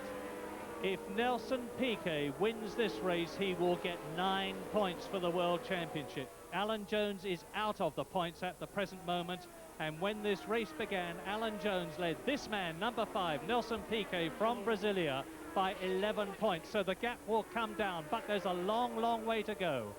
Looking down, Alan Jones is still in the race, very much so, and he's coming up fast as we look at René Arnoux in 3rd position, chased by Bruno Giacomelli. The Italian is absolutely on top of his form. He took over the Alfa Romeo leadership after Depailler was so tragically killed in testing for the German Grand Prix. And Giacomelli is now in 4th position behind the yellow Renault of René Arnoux, and right behind them is Carlos Reutemann in 5th position. There it is, 3rd, 4th and 5th. And look at Giacomelli go on the straight there. Now that's amazing. The Renault with all its power, that's a real tribute to both the aerodynamics and the V12 Alpha engine, as Giacomelli takes 3rd place by the amazing feat of passing the Renault on the main straight. Sure, he had the tow from it, but that car has got a very much more powerful engine, for instance, than the Ford V8. Nigel Mansell, the Lotus driver, the new boy in only his 2nd Grand Prix out of the race, looks as though he's spun off somewhere. And now, on lap 19, we rejoin, and there is Arnoux, with behind him Carlos Reutemann. Arnoux is in 4th position now that he's been passed by Giacomelli. Reutemann challenging him, and Andretti, who's had such appalling luck this season, the world champion of 1978, is catching Carlos Reutemann. Watch Mario Andretti in the blue and silver Essex Lotus in 6th position. Into the pits, John Watson. He had a terrible crash in practice, got back into the car, 9th fastest in practice, and he was 7th in the race, but it looks as though he's out of it now because it's seemingly a very leisurely pit stop in the McLaren team. Yeah, great shame that, Murray. One of his best races this season. And this is the battle for 4th continuing. René Arnoux, behind him Reutemann, behind him Andretti. And they're closing up on Emerson Fittipaldi, who's rejoined the race after his pit stop. Arnoux and Reutemann. Passing Fittipaldi as though he was standing still. Andretti on the right of your picture, closing up on Reutemann as they go down the straight towards Tarzan, and it looks as though he's going to try and take him. Yes, Reutemann's making Andretti go the long way round, and he's doing the manoeuvre that I helped him to make famous way back in 1977. He got right round the outside of him. Well, that was a fine piece of driving, proving me wrong again, because I criticised him a lot for trying to do that to me, and we tangled. I felt that the guy on the inside could push, but in fairness, Reutemann is not such a hard man. And I have to say, Andretti's proving me wrong yet again, because that was an excellent bit of overtaking, and that's moved him up into 5th place. Yes, there's the confirmation. 40-year-old ex-world champion Mario Andretti in the Lotus up to 5th position, and this will rekindle his taste for Formula One. Yeah, I still maintain that that's a difficult manoeuvre, because there's the leader, Nelson Piquet leading, and there's 2nd place man, Jacques Lafitte. But I still maintain that the guy on the outside, the guy on the inside has the right to move over, and he's the one who gets pushed off in the event of a contact, and I feel it's a risky manoeuvre still. And that's the battle for 4th between Arnoux, Andretti and Reutemann, and only 14 seconds covers the first 6, and that's an Alfa Romeo. Is it Giacomelli? No, it's not. It's Brambilla. 43-year-old Brambilla out of the race, but Giacomelli still very much into it. And again, look at this. This is the battle for 4th, 5th and 6th. And out of the slipstream of Andretti comes Carlos Reutemann, and he's going through on the inside of Tarzan. And he's going to retake 5th position, and they're banging each other. They're banging wheels all the way around the corner. Great stuff. And Andretti goes through and holds it. Well, I think they were lucky to get away with that, because it's all right when the tires touch each other side to side, but when they tangle together, now we're going to see it again in slow motion. Andretti leaves the inside door open, I suppose confident that he can still do it on the outside. There's much more grip than usual off the line at this place. Reutemann grabs the opening, comes through on the inside, and Andretti fights back. But now you watch. They close up, Reutemann slides out, Andretti's the one who's going to get pushed off if anybody does. They touch wheels now. There they go, banging wheels. Reutemann sliding about, he holds it, but he can't stop the back from going into Andretti again. Now, if those tires are touched face to face, one of them or other would have been in the air. And that's the danger of the manoeuvre. I don't think that's percentage driving myself by either of them, particularly Andretti on the outside, because you can't win a race unless you finish it, and that's asking to not finish, in my opinion. Lap 37, half distance, looking down on that battle. Arnoux in front, fourth. And the battle continues at the front, because there is Lafitte, and behind him Giacomelli has caught the second place man. Now Piquet's in front on his own, but Giacomelli, driving as he has never driven before in his comparatively short career, is right up with the second place man, the experienced 4 times Grand Prix winner Jacques Lafitte, challenging for second. Alfa Romeo versus Ligier.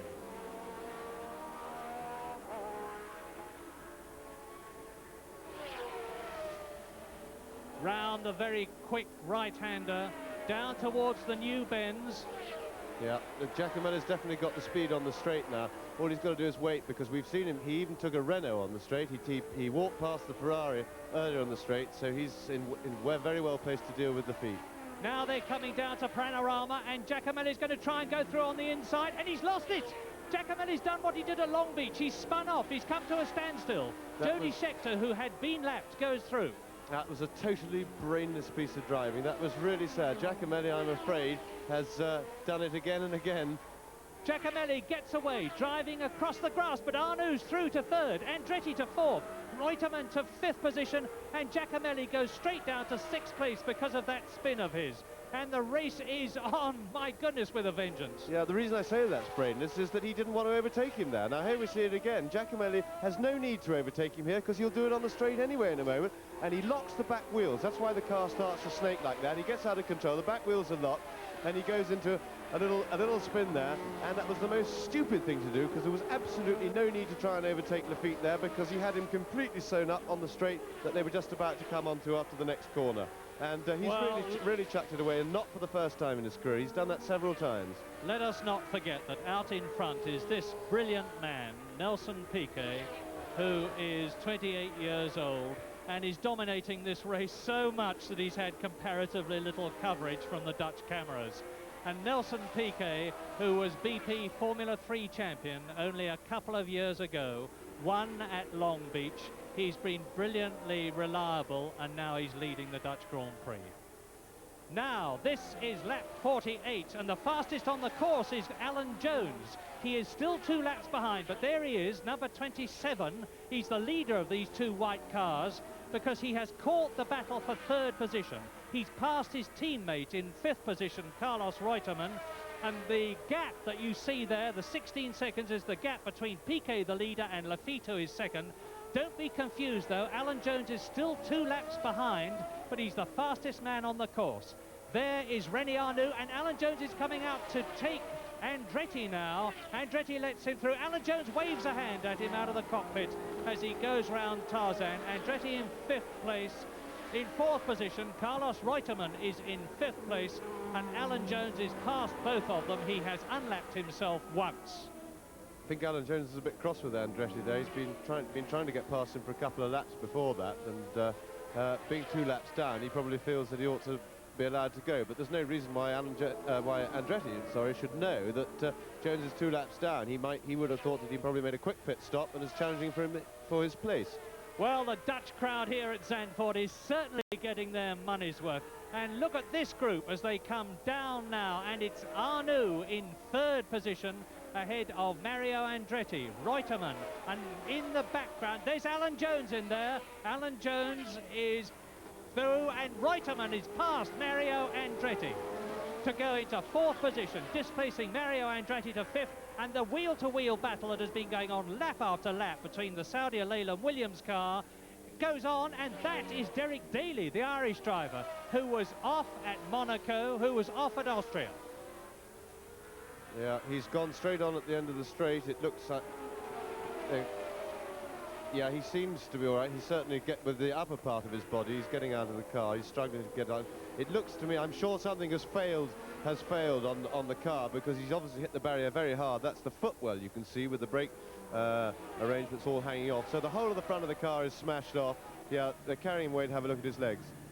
Lap 61, and as they stream down the straight with Arnoux there in third position, Carlos Reutemann behind Alan Jones, then Mario Andretti, and Mario Andretti's going through.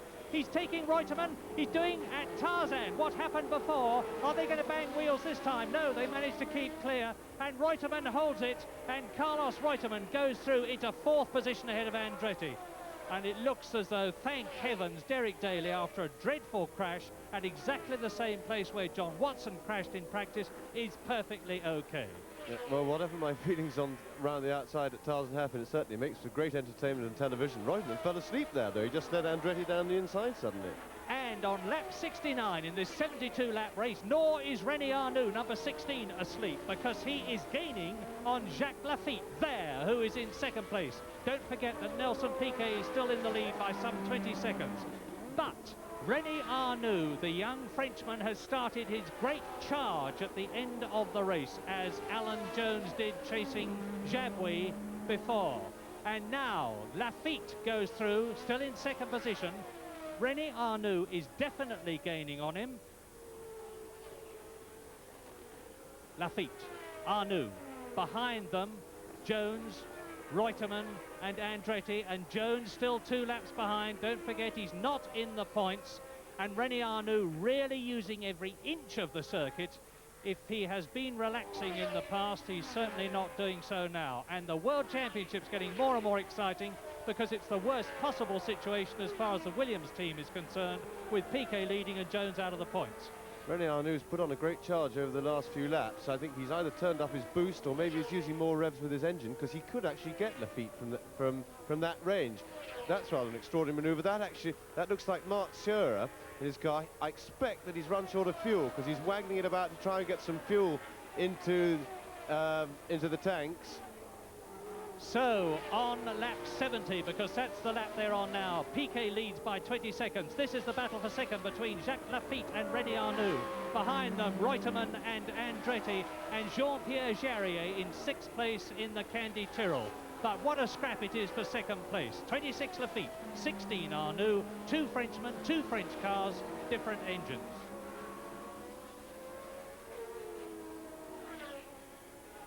Yeah, Arnoux's charge has been terrific. He's really reeling Lafitte in, and he now looks close enough to be able to challenge when they get to the straight. He's got Lafitte properly set up, and Paul Lafitte must be feeling pretty uncomfortable. But if he can pass him, I suppose it'll be a little bit of poetic justice for what Lafitte did to him on the straight earlier in the race. Arnoux having a look there, but of course he doesn't want to try there. There's no reason with the engine that he's got in the car, his straight line speed, he can wait to the straight. He just wants to be close, which he is now. He's in perfect position, and I'm afraid Lafitte looks like a doomed man unless he does what he did earlier in the race, and I sincerely hope we don't see that sort of thing happening again. Arnoux alleged to have a 50 horsepower advantage, and there it shows. He drives straight past Jacques Lafitte up into second position. Lafitte makes a despairing effort to come out of his slipstream and pass at Tarzan, but fails, of course. And now Arnoux only has to keep going. This is the 71st lap out of 72. Piquet leads. This is the battle for second. Arnoux and Lafitte. Reutemann now some distance behind them. There is Reutemann, and Andretti seems to be missing. I was looking at the screen then, and I was looking for Mario Andretti, and I didn't see him. Last lap, and this is Nelson Piquet. Well, a very mature race by Nelson Piquet yet again. The cars worked perfectly for him this time. It's been superior to all the others after Alan Jones went out, and unfortunately by his own mistake, although it wasn't a bad one might have expected the skirt to survive, it was still his error. Piquet has taken the opportunity. The cars worked perfectly. He was aggressive when he needed to be in the early part of the race, and he's now cruised it properly, looked after his car, and it really is very close indeed, building to a beautiful climax for the championship. 2 points behind if he finishes this lap without further drama. And that is going to be the closest World Championship situation since James himself won in 1976. Nelson Piquet, with 3 races to go and therefore 27 winning points still to be gained, is going to be within 2 points of Alan. That's Mario Andretti's car. Mario Andretti, and it looks from the way the car is parked by the circuit that he's either had engine trouble or perhaps that Lotus Affliction, he's run out of petrol. I'll give Evans, he ran out of petrol. So there goes Piquet. Watch for the checkered flag. There it is. Nelson Piquet has won his 2nd Grand Prix this year and in his career. A brilliant drive on a car ideally suited for this Dutch Grand Prix circuit at Zandvoort. Gordon Murray designed, Ford powered, and it's done an absolutely superb job. There, the 2nd place for René Arnoux, 6 points. Lafitte there in 3rd position, 4 points. Reutemann behind him in 4th position. And Jarier, I think, is going to finish. Yes, there was Jarier. Quick look at him. And so Piquet wins from Arnoux. Lafitte 3rd, Reutemann 4th, Jarier 5th, and in the new McLaren M30, 6th place to Alain Prost. So that makes a difference, does it, to the World Championship with 3 races still to go. Alan Jones 2 points ahead of Piquet. Reutemann in 3rd place, 1 point ahead of Lafitte. René Arnoux slipping back a bit, but still ahead of Didier Pironi, who is in 6th position. And in 2 weeks' time, the last European World Championship race of the year, the Italian Grand Prix at a new venue in Imola. And Grand Prix will be there on BBC Two to see how the championship battle goes between Alan Jones and Nelson Piquet.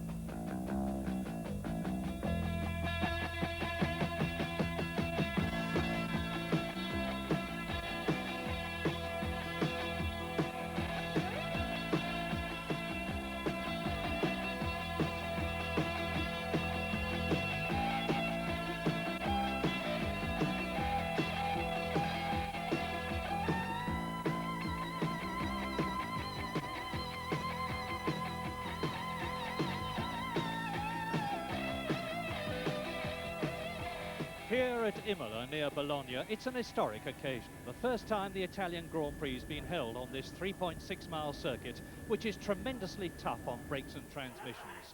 Today's race is vital to Alan Jones here, who's leading the World Championship by a mere 2 points after a season of mixed fortunes. 4 wins in 12 races and only 3 retirements, but only 3 of those wins count, for his Spanish victory was disallowed through no fault of Alan's. So Jones needs to do well today, especially against his chief rival, Nelson Piquet. Now, Piquet may be a Brazilian, but he's got a very British sense of humour.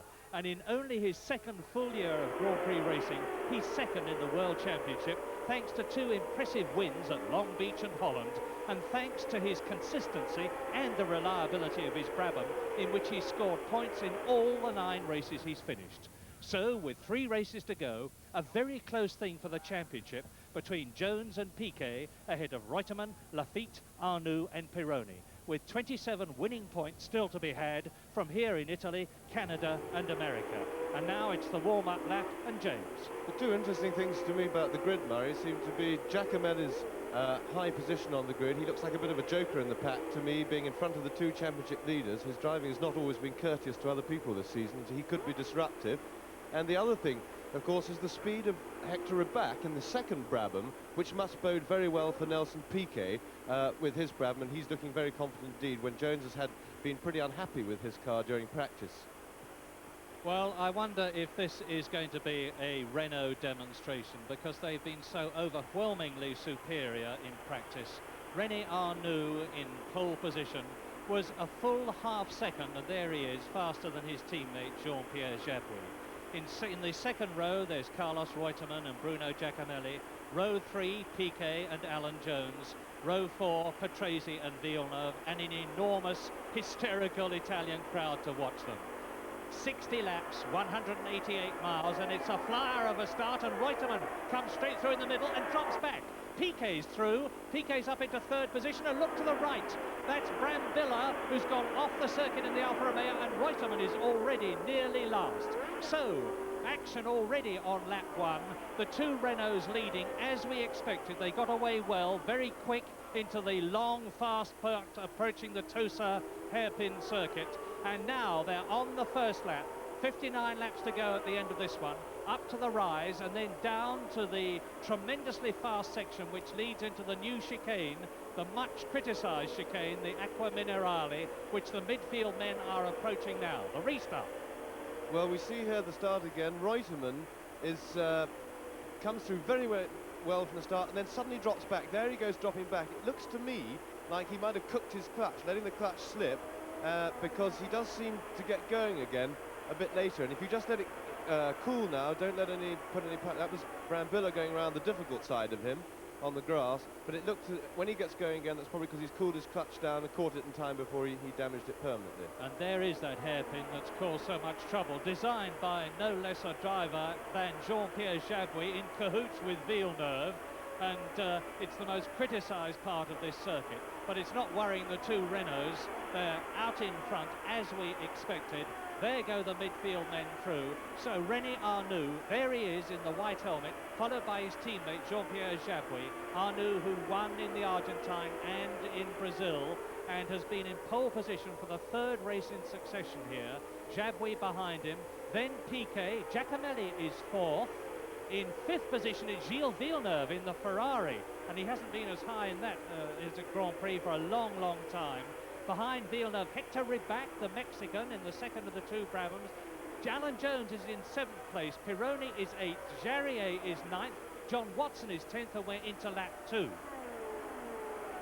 Well, the interesting thing here is in practice, we've had a situation with the big switch in championship fortunes for Jones and Piquet after the Dutch Grand Prix with Jones's mistake.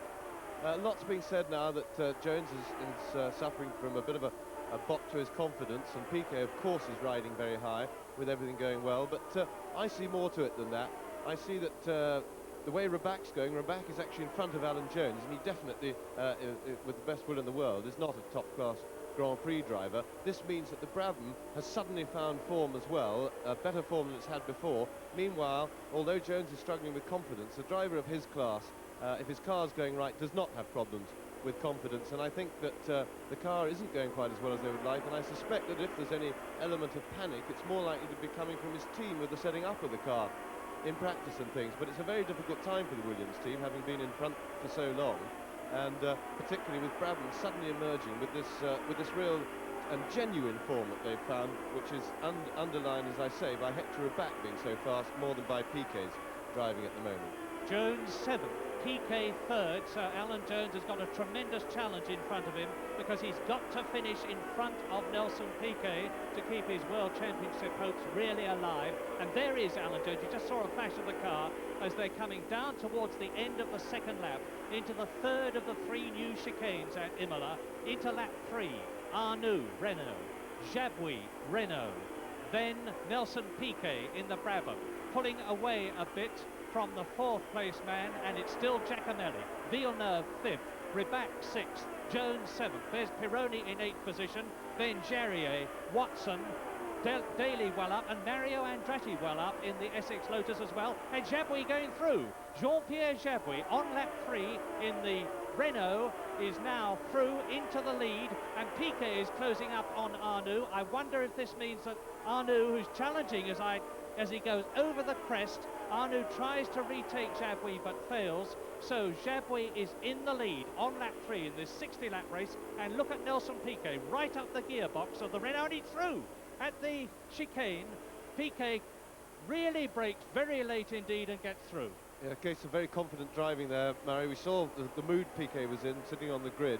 There's a couple of shots at him. He's obviously really enjoying himself, and he I think he caught Arnoux napping there. I wasn't expecting it. He nipped through and took his chance. The sort of driving from a man who's driving very confidently and really in form. Excellent bit of driving, because it's very tough to get past these Renaults as usual with their power on the straights. You've got to catch them unawares and nip by and get through before you get near a straight.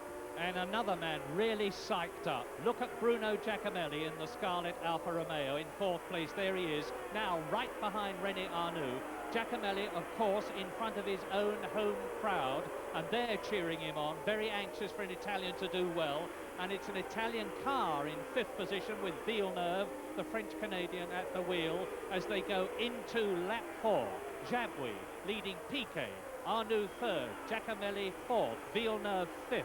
Ribac is still in 6th position ahead of Alan Jones, and there is Jones going through. Then the gap before Pironi is in 7th position. And Villeneuve coming up alongside Giacomelli. Villeneuve challenging for 4th position, going round the outside now, cuts through on the inside, and let's see as Jabouille and Piquet, yes, Gilles Villeneuve in the Ferrari, not so very far away from Maranello, where the Ferraris are made, of course, is up into 4th position. Piquet, that's Piquet at the hairpin, and he's right with the leader. So Nelson Piquet has already taken one of the 2 Renaults, the most dangerous, many people would think, that driven by René Arnoux. Now he's setting about the leader, Jean-Pierre Jabouille, the 37-year-old Frenchman with the Austrian victory behind him this year. So there is the lead. Jabouille goes through.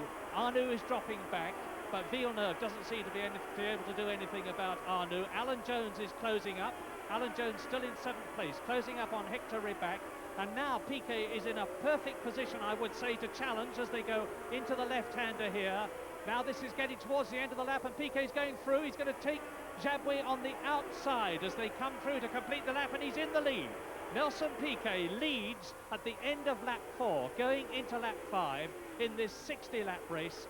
The man who won at Long Beach, the man who won the last Grand Prix at Holland. Yeah, well, I don't really understand what happened there. Here we're seeing this overtaking manoeuvre again. I think Jabouille must have missed a gear or made some sort of a mistake, because Brabham just simply doesn't out-accelerate a Renault from a low-speed corner like that. So, because that's, he passed him on the straight there, coming out of the corner on acceleration. I don't understand that. I think it must have been some sort of mechanical mistake there by Jabouille in the cockpit.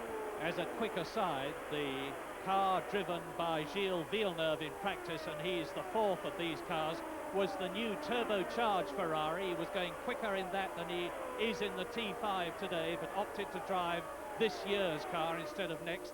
And Villeneuve is still in 4th position behind Arnoux. There are the first 5 men absolutely together on this 5th lap. Piquet, Jabouille, Arnoux, Villeneuve, Giacomelli, Ribac and Jones closing up, all of them pulling away from Pironi, who is in 7th place. A long, long way to go. And this is expected in the closing stages to be very much a race of attrition, because it's going to affect gearboxes, and it's certainly going to affect brakes. And there's somebody who's been affected, the man who's affectionately known as the Monza Gorilla, Vittorio Brambilla, in his last Grand Prix, because he's retiring, and it looks as though he's doing it just about in time. Safe and secure out of his car as Piquet goes through. Now, it looks to me, James, as though Piquet is really starting to stamp his personality on the race and to draw away. Yes, Murray, the car is obviously going very well indeed.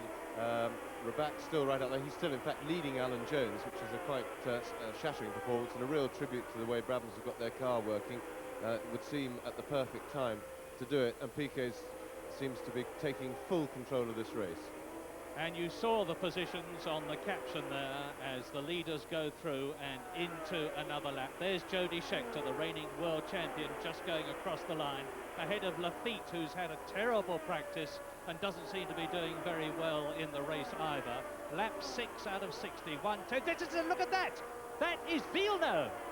Oh, a really nasty one. And the whole of the back has been torn off the Ferrari. A really big one. He really hit that very, very hard. His arms are moving about. He seems to be all right. He's moving them as if to say he's okay, and he's starting to get out of the car. And there's Giacomelli. Giacomelli rejoining the circuit, so he must have gone off at the same time as Villeneuve. Probably some sort of reflex, but anyway, Villeneuve, thank heavens, looks all right.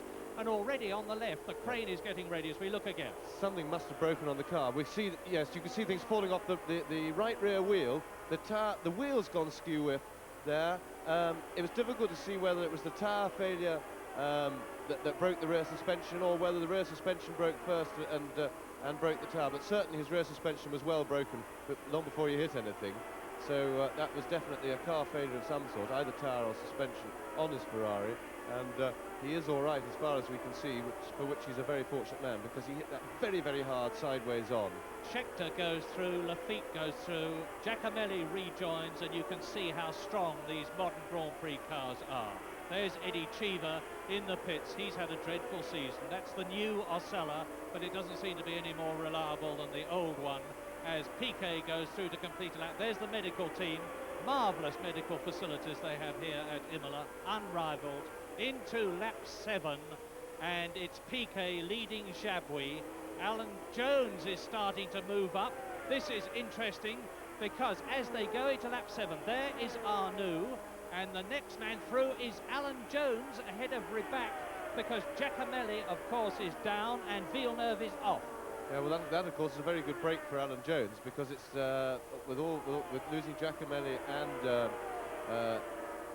Villeneuve. Then, of course, that's given him a clear run at the Renaults. He's only got the Renaults between him and his rival for the championship at the moment, and that of course has cleaned things up a lot for him. It's giving him a clear shot. And his rival is the fastest man on the circuit at the moment. Nelson Piquet's just put in a lap at 1:38.7. There's the confirmation of it, 113 miles an hour. And that, of course, is a new lap record, because Imola, as I said earlier, has got 3 chicanes in it this year that it didn't have last. So Piquet is the lap record holder. There's the gap between himself and Jabouille second, Jabouille and Arnoux third, Arnoux and Alan Jones in the white Saudia Leyland Williams car in 4th position, the leader, Nelson Piquet, the Brazilian from Brasilia, 28 years old, and this is his 32nd Grand Prix. And if he keeps this up, it will be his 3rd Grand Prix win this year, but there's still a long, long way to go. And although the Brabham is beautifully set up from the way it's handling, reliability in terms of brakes and transmissions is going to be a problem as they go into lap 8 in this 60-lap race. Piquet, Jabouille, Arnoux, Jones in the background.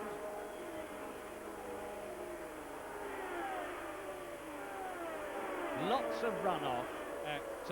There's the car, there's Villeneuve's very badly broken motor car being dragged off. Be interesting now to see, we'll try and get a clock on the gap from Jones to Piquet to see if Jones can, because he's got a clear track in front of him, if he's got the pace to hold Piquet and in fact to do anything about him, which of course is essential to him for the championship. He's got to be able to close up and pressure him if he can. That car that you saw on the right, and there it is again, is Giacomelli's Alfa Romeo. So Brambilla is out, Giacomelli is out, Villeneuve is out. There is only one Italian car left in the race, and that's the World Jody champion, and that's Ribac, Hector Ribac, saucily driving across the chicane and not losing a place in the process. I think he made one. I think he made one up there, man. I think he made one by mistake. He took the shortcut, and I think he slipped in front of that other car. Rallycross Hector Ribac, and there goes Jabouille in the Renault. Well over, they are reputed. And look, that is Villeneuve's car. The whole of the back of it torn off. There is the clutch. That gold round thing in the middle is the clutch. And on the other side of the circuit, the gearbox, the wheel, the tyres, it's a very badly shattered car. And this enormous crowd is undoubtedly got a lot of the enthusiasm knocked out of it, because they've only got one Italian car to root for now. One Ferrari gearbox slightly used we had there, then, I think.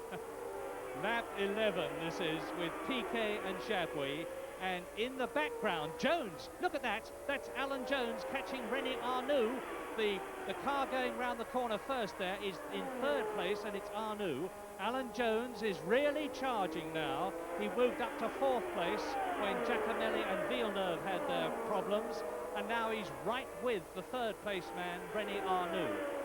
So, as they go past the remains of Villeneuve's car, Piquet and Jabouille pass then Giacomelli's car. There are several broken motor cars lying around the course, but the driver's perfectly okay, thank heavens. Jabouille. Now, what about the battle between Jones and Arnoux? Because every place that Alan Jones can gain is going to mean an increase in his World Championship chances. Alan Jones has passed him, Murray, I think. I can't see Arnoux. That's yes, there is Arnoux. Arnoux. Arnoux had slowed up a bit. I think he must be in some sort of trouble. I can't see what, but maybe a bit of brake trouble, or his tyres maybe a little bit off. But he went backwards, I think, rather than Jones forwards in relation to the leaders. And Hector Ribac in 5th place, I noticed, was right behind René Arnoux. So Ribac is not only driving extraordinarily well, but obviously Arnoux is dropping back. And that's Fittipaldi walking in. Emerson Fittipaldi, ex-double world champion. And now there's a terrific scrap. This is a scrap for 4th place. Now, in the yellow Renault, René Arnoux is in 4th place. Right behind him, Jarier is 5th. Then Mario Andretti, who hopefully has found some reliability, because he's only finished, if my memory serves me right, 1 Grand Prix this year, and Hector Ribac seems to be missing, because this is the battle for 4th place. Arnoux 4th, Jarier 5th in the Candy Tyrrell, and then behind him is Mario Andretti. Jarier, and it's changing all the way round the circuit. We just caught a flash of them there as Jabouille in 2nd place has now got Jones right with him. Alan Jones closing up all the time, and they are on lap 29 now. Piquet long gone, of course. He's got a clear circuit. He's closing up to lap people, but meantime, he's got no pressure from behind him to slow him down.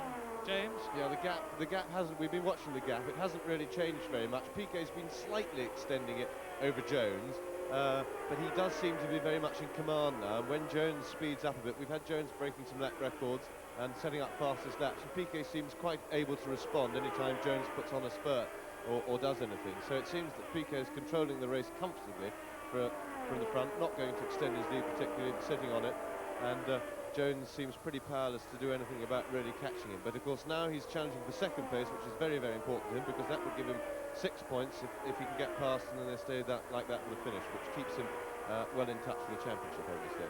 9 points for a win, 6 for 2nd, 4 for 3rd. Jones is currently on the 4 points mark. If he can pass Jabouille, he will be on 6. It's very, very close in the World Championship.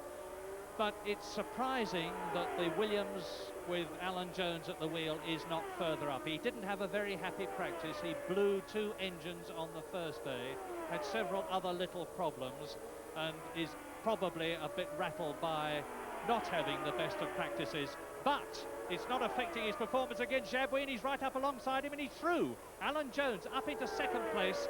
And now, I said earlier on that he was not the fastest man on the circuit. He is now, because he's just done a lap in 1 minute 36.3, which is faster than Piquet. So Alan Jones is closing up just a little bit on Nelson Piquet, but not nearly enough. He's got to go a lot quicker than this if he's to challenge for the lead. And out so far, Giacomelli, Brambilla, Villeneuve, Fittipaldi, Hector Ribac. John Watson, who was at one point up into 6th position, is now out of the race again, and he's had a poor season. John Watson 6th, but now out of the race, as there Alan Jones 2nd, Jabouille 3rd. Don't forget, ahead of them is Piquet, and there on lap 40 is Piquet.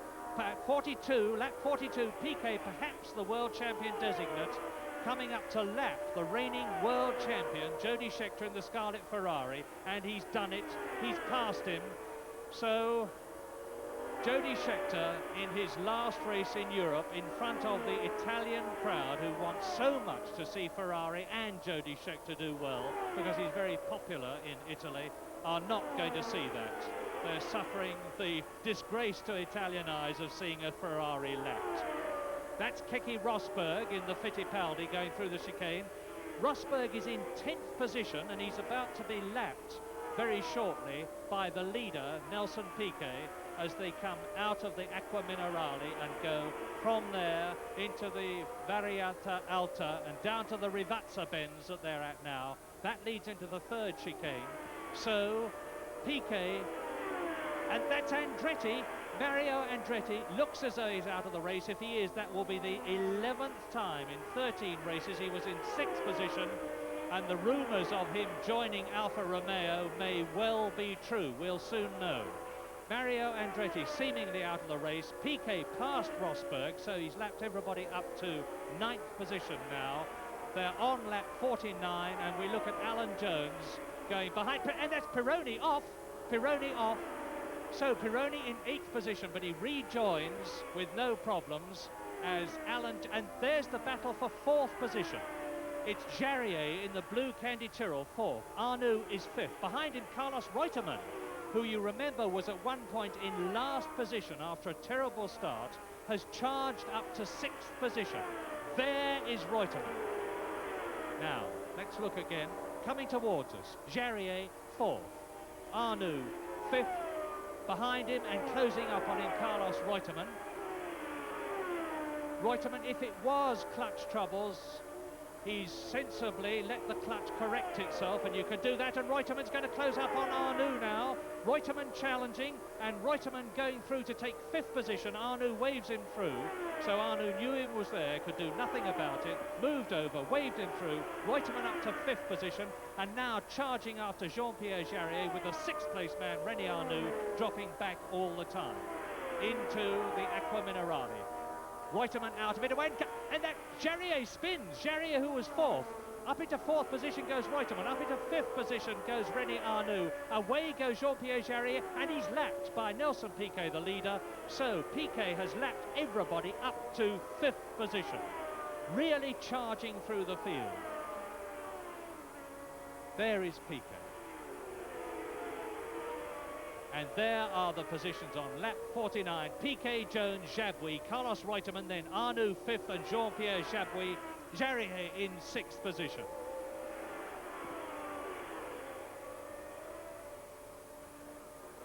There's Piquet, and you can see he's closing up on René Arnoux all the time. That's Piquet, and Arnoux, so there he is.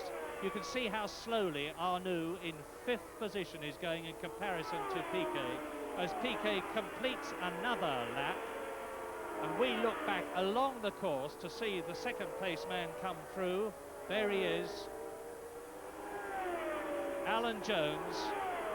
Alan Jones closing up on Elio De Angelis in the Lotus, who is in 7th place.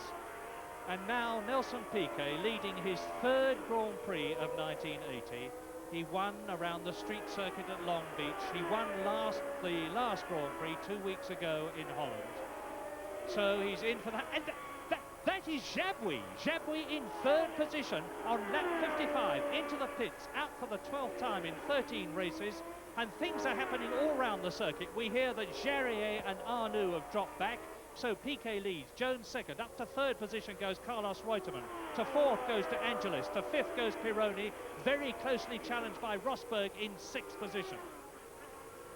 Well, real excitement in the closing stages of the Italian Grand Prix as Alan Jones goes through there, and there is Nelson Piquet leading now by some 25 seconds, leading the World Championship by a single point from Alan Jones if he keeps going. Amazing consistency and reliability, James. Yes, well, it looks to me, Murray, as if everything's coming right for Nelson Piquet at the end of the year.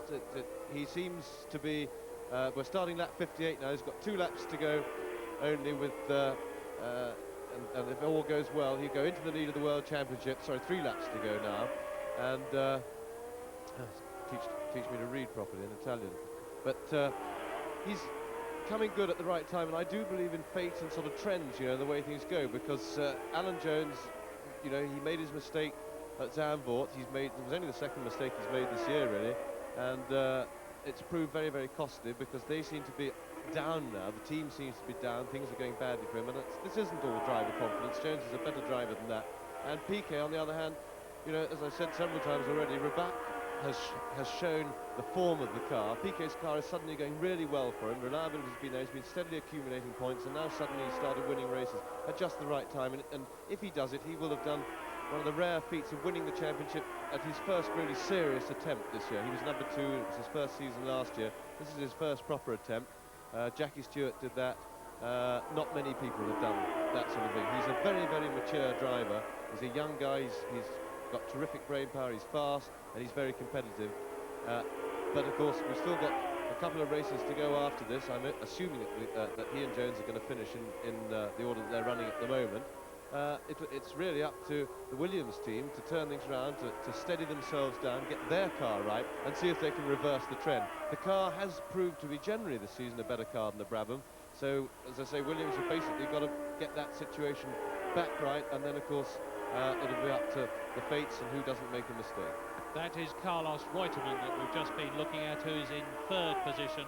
René Arnoux there, dropping back all the time. We are on lap 59 in this 60-lap Italian Grand Prix, held for the first time at Imola, near Rimini and Bologna. And I think we will probably be seeing the Italian Grand Prix alternate between Monza and Imola henceforth, because the people at Imola have put in a terrific effort to make this a really good circuit. They spent over £2 million on it since last year, and it really shows. Lap 59 then, Nelson Piquet. You can see he's stroking it home. He's not using the full width of the circuit on the corners. He is, of course, getting pit signals all the way round from probably Alistair Caldwell, telling him exactly what his position is. He's some 25 seconds now ahead of Alan Jones, and only the cruelest stroke of fate could rob him of his third Grand Prix victory this year. Coming down to the end of the 59th lap, into the third chicane, into the right-hander, accelerate away up to the Tamburello, which is a very fast, sweeping left-hander, fifth gear, and the Renaults just beyond this point in practice were doing 190 miles an hour. Absolutely incredible. And Piquet was doing about 187. So Piquet on his way now up into the Tosa bend, up through the gearbox, third. Now he's approaching the highest point of the course, the Piratella, before he plunges down at some 180 miles an hour, down for the 60th and last time to the new chicane, the Acqua Minerale, the right, left, right, and out of it. And he's got rather less than half a lap to go now as he goes down to the Variante Alte. No, he's into the Acqua Minerale. I was ahead of him. There is Arnoux. Arnoux is going to be lapped by Piquet, I think, although Piquet may feather it and not risk trying to pass somebody in this vital stage of the race, right in the closing stages of the Italian Grand Prix. Arnoux ahead of him, the turbocharged Renault, the Ford-powered Brabham, 3-litre normal aspiration, where of course the Renault is turbocharged. And now into the Rivazza, and a great puff of smoke from the back of René Arnoux' car, and I think Piquet probably is going to try and take him. He's probably into a rhythm and he won't want to slow down. He's through. So Brabham laps Renault. Just 2 corners to go now. This one and the last right-hander. Then Nelson Piquet will see the checkered flag for the 3rd time, first this year. Nelson Piquet wins the Italian Grand Prix for the first time at Imola.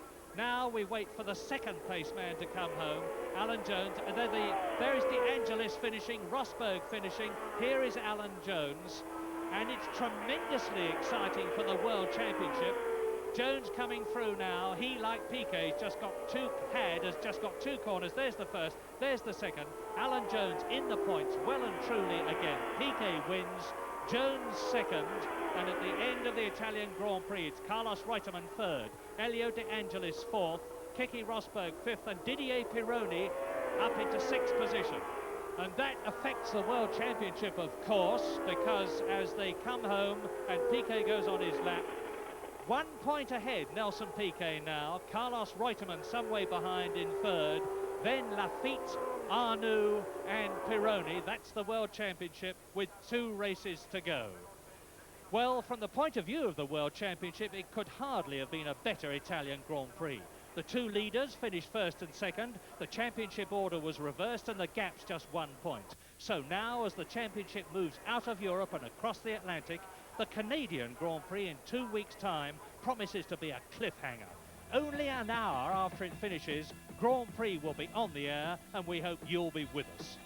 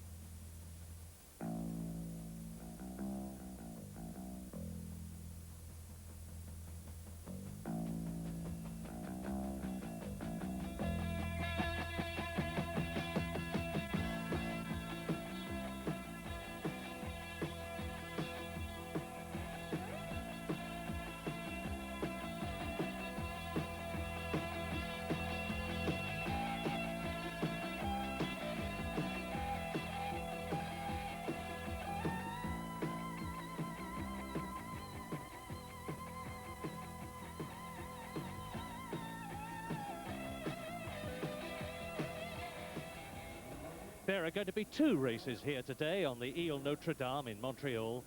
The race for victory in the Canadian Grand Prix and the race for the 1980 World Championship. And the race for the championship couldn't be closer, for after 13 of the 15 races to count, Nelson Piquet leads Alan Jones by 1 point. Only Jones or Piquet can become this year's world champion, and the issue could be decided in Jones's favour today, but only if he wins and Piquet finishes third or lower. But if Piquet wins, the decision will go to the last race of the year next weekend in America, even if Jones fails to finish. So it's no wonder that there's a colossal crowd at this tough 2 3/4 mile circuit on the man-made island in the St. Lawrence Seaway. Tough because of its 19 gear changes a lap and its heavy demands on brakes. Last year, Alan Jones won, with Piquet within seconds of him in the then new Brabham, until he had to retire a few laps from the end. So they're both masters of the course, and after 2 days of practice, they're both on the front row of the grid. And there is Alan Jones, second in the World Championship.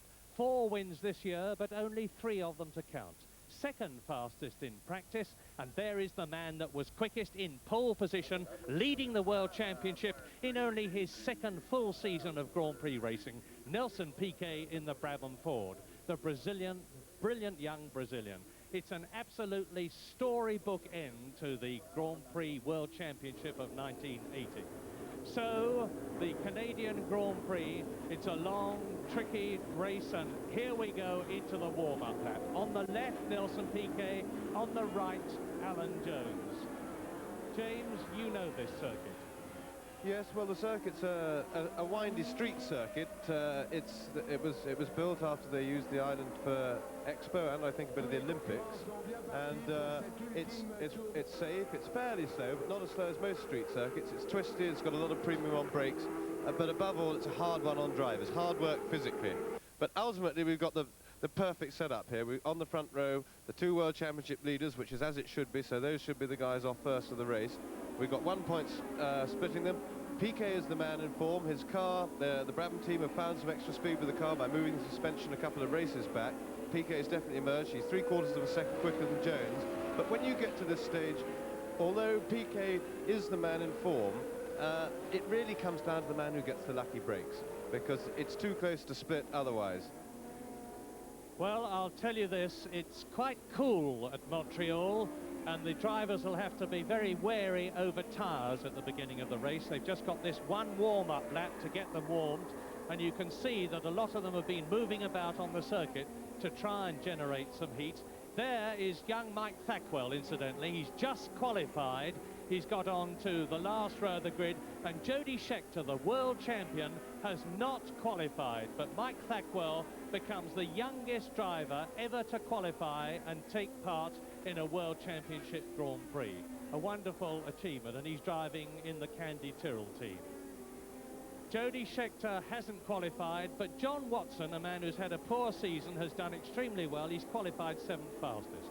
I think I should clarify, Murray, just saying when it all comes down to luck at the end. What I mean by that is that one little breakdown, one little thing going wrong with the car, for the guy who's unlucky, can mean much more than speed or points or anything like that. So it's whoever can get 2 clean races now in Canada here and then in the United States next weekend, who will probably emerge champion, rather than the guy who goes quicker. This is very often the way in motor racing. Well, it seems almost unfair on the other 22 drivers in this race, but all eyes here at Montreal are going to be on just 2 men, and they're the 2 men who are on the front row. Nelson Piquet, fastest, 3 official wins. Alan Jones, second fastest, 3 official wins, plus the contentious one at Spain.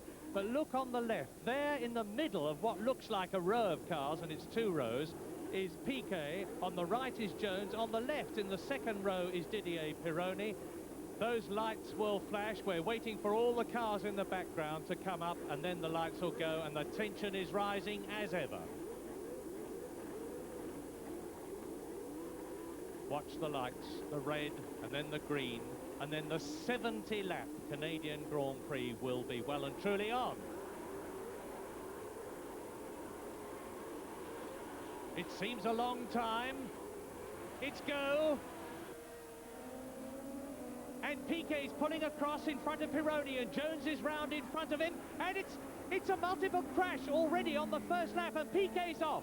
The rest of them are streaming through. Jones is away, and in the lead, and in the background, Rosberg. And there's the Candy Tyrrell car of Jarier. And Daly's out. Daly's out for the 4th race in succession. And there is Villeneuve's car. Gilles Villeneuve, and Piquet is definitely out of the race. Now, are they going to stop the race? Yeah, Murray, the track looks pretty well blocked. They're never going to move all those cars in time. Too many rescue vehicles. They're going to have to stop this race, which, of course, because the race won't have completed a lap, means that the whole thing, there's Emerson Fittipaldi getting out. He was in there as well.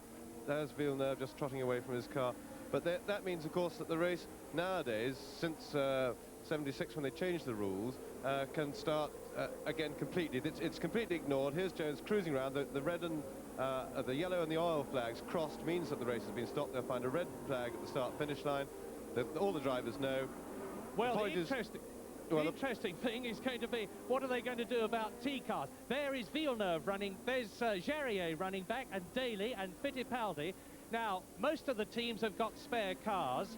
Is Alan Jones's car damaged? Piquet will certainly have to go out in the T-car. That's assuming all the drivers are okay. We don't know for sure yet that they are. We haven't heard any news that there's any driver problems. But we do know, as the drivers come in, the ones that are left, to reform, that Piquet is certainly in trouble with his car. Now, let's look again. Yeah, we've got a replay here. Now, Piquet didn't make that good a start, which would have helped. Pironi's storming through on the inside of him. Piquet moves to block that, which he does very well. Jones is about level with him. Now, Pironi's locked out, and Jones is really squeezing Piquet because he wants to line up for the left-hander that follows this little right-hand kink. And there's Jones's car in the lead, weaving about all over the place. He and Piquet have definitely made contact, right? Piquet's gone out of control, and then, of course, people start anchoring up behind. Bits flying off the cars all over the place. But to me, it was, although we didn't actually see it, it looked pretty clear that Jones and Piquet had made contact there, just out of our shot. And as they came into view, they were both wobbling as a result of that contact. Jones managed to keep it all together and get going. Piquet started bouncing on the wall, and all the problems that follow on with people anchoring up and other cars going over each other. And I saw Mario Andretti's car in problems there. Number 11, Mario Andretti. Both the Candy Tyrrell cars out, the Ferrari out, Piquet's car out. So it's a real multiple pile-up. And look at the mayhem there. Now, there's going to be a long, long delay while they clear those wrecked cars out of the way, get the people in the T-cars and back into the race. Yes, as I understand it, Murray, they are now... here we have another look at the accident again. Again, you see Piquet snake a little bit, goes to block Pironi. Jones and he are absolutely level. Jones slightly having the advantage. There they are, there's the touch. Jones's car weaving about the place. Watson comes through okay there. And Piquet hits the wall. Oh, what a mess. Still, they can all go in their T-cars now. The rule's been changed. This race is as if it's never happened, so Piquet has this second chance now, and of course all the other people who had damaged cars, to get out in their spare cars and start the race absolutely clean, because the rules ignore it. And that's Mario Andretti's very, very broken motor car. And now, 40 minutes later, the debris has been cleared away. The circuit is clear, it's ready for racing again. The drivers are out in the T-cars, all of which, of course, have been properly set up in practice. There was a problem, we thought, over Piquet's elbow, but it's apparently all right, and now we're waiting for the second start of the 1980 Canadian Grand Prix. In the middle, Piquet, on the right, Jones, on the left, Pironi. For the second time, go. Now Pironi tries. Pironi's ahead of Piquet. Jones goes ahead of Piquet. And Alan Jones is leading on lap 1. It's a clean start this time. They're all away. Rosberg last. Jones streaming away. And in second place, it's Didier Pironi in the Ligier. In third place, it's Nelson Piquet in the Brabham. In fourth place, it's Giacomelli, the young Italian, in the Alfa Romeo. So Jones, Pironi. There is Piquet. In fourth place is Giacomelli. In fifth place it's Reutemann. In sixth place it's John Watson in the McLaren, who was great in practice, seventh fastest. There he is. In eighth place is Hector Rybak. And Alan Jones now is leading on the first lap with another 69 laps in front of him and in command. Yes, absolutely perfect situation for Alan Jones. He's got Pironi between him and Piquet, which is exactly how he wants it. He'd sooner have more, but he did well at seeing that Piquet had the pole. And he's now got to hope that Piquet, of course, will be feeling things out a bit because he's out in his spare car, which he may well not have done a lot of mileage in practice, just checked it out and had it set up. But he'll start to get going as his tyres warm up. In the meantime, Jones will be taking it pretty steady because he's the one who's protecting the lead, feeling it out, whilst trying to build what he can before Piquet gets past Pironi, if he's going to be able to do that. Well, Didier Pironi, the man who is going to Ferrari next year, in second place, but Piquet now right with him, with the nose of the Brabham tucked under the rear wing as they go into lap 2 of the Ligier, and Piquet closing right up on Didier Pironi, the man who won the Belgian Grand Prix. And Piquet is challenging. He looks as though he's got the legs of Pironi. He's challenging as they come down to the fastest part, and he's up into second place. A beautiful passing manoeuvre. Well, it looked to me as if Pironi let him through. I don't know whether Pironi's trying to help Piquet or trying to help us to make it a nice, exciting race for us. But although he went to the inside maybe to block a move from Piquet, he really didn't drive in the normal aggressive fashion with which Pironi defends his place. Well, lap 2, and don't forget that with Alan Jones there in the lead, Piquet in second place, there is only 1 point between those two in the World Championship, with this the Canadian Grand Prix and next weekend's American Grand Prix to go. Didier Pironi in third place and Giacomelli is in fourth.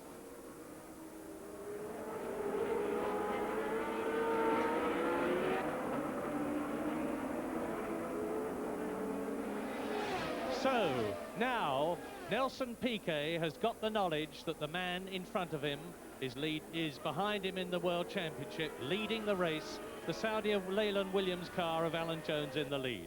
Well, Piquet certainly hit form straight away, Murray. He felt it out for the first half of the first lap. He then closed right up on Pironi from a little bit down, and he's closed right up on Jones from a 30-yard deficit or something in one lap. And he's really attacking. He's driving very aggressively, showing terrific form. Into lap 3, and now is Piquet going to do to Jones what he did to Pironi? He's not close enough, or is he? They're coming into the fastest part of the course, and straight past Alan Jones goes the Brabham. Amazing. That was a brilliant piece of driving by Piquet. He's very, very quick through that S before, but to outbrake there into a fast little flick of a chicane is a very difficult thing to do. It requires great judgment, and he just swept by Alan Jones. That's a pretty depressing sight for Alan Jones to have to swallow. Pironi might have been a little bit helpful to Piquet the previous lap, but Jones certainly wasn't helping, and Piquet's just swept by with a brilliant piece of driving. Lap 3, Nelson Piquet, the World Championship leader, leads Alan Jones, who is in second place. Then Pironi is in third place. Look for the scarlet Alfa Romeo of Bruno Giacomelli, the Italian, who is in fourth place, and there it is. Carlos Reutemann, Alan Jones's teammate, is in fifth place. He's had a wonderful season of reliability. And John Watson in the McLaren is still in sixth position. Lap 3, 70-lap race. There goes Reutemann, Watson, Lafitte, and Andrea De Cesaris, the young Italian, in his first Grand Prix, is in eighth position in the Alfa Romeo. Well, Piquet certainly continuing with that form. He's pulling away from Jones, slowly but surely, in fact quite quickly, considering the stage of the race. And so he obviously means to drive with 100% aggression right from the start. And the Brabham is certainly working extremely well. They've improved it. They moved the front suspension forward, as I said, lengthened the wheelbase, and it really helped. Here's Giacomelli attacking Pironi. Yeah, we're looking at Bruno Giacomelli in the tremendously powerful Alfa Romeo with Didier Pironi in third position. We are on lap 4. You can see the drivers as they're going down that very fast part of the circuit, with the St. Lawrence Seaway on one side and the Olympic Basin on the other. And there goes Pironi, the Frenchman. There's Giacomelli. And Giacomelli has been improving hand over fist this season, but showing a lot of wildness. He was in trouble in Imola in the Italian Grand Prix, but he's closing up without a doubt on Didier Pironi in third position, and that's the battle we're looking at now.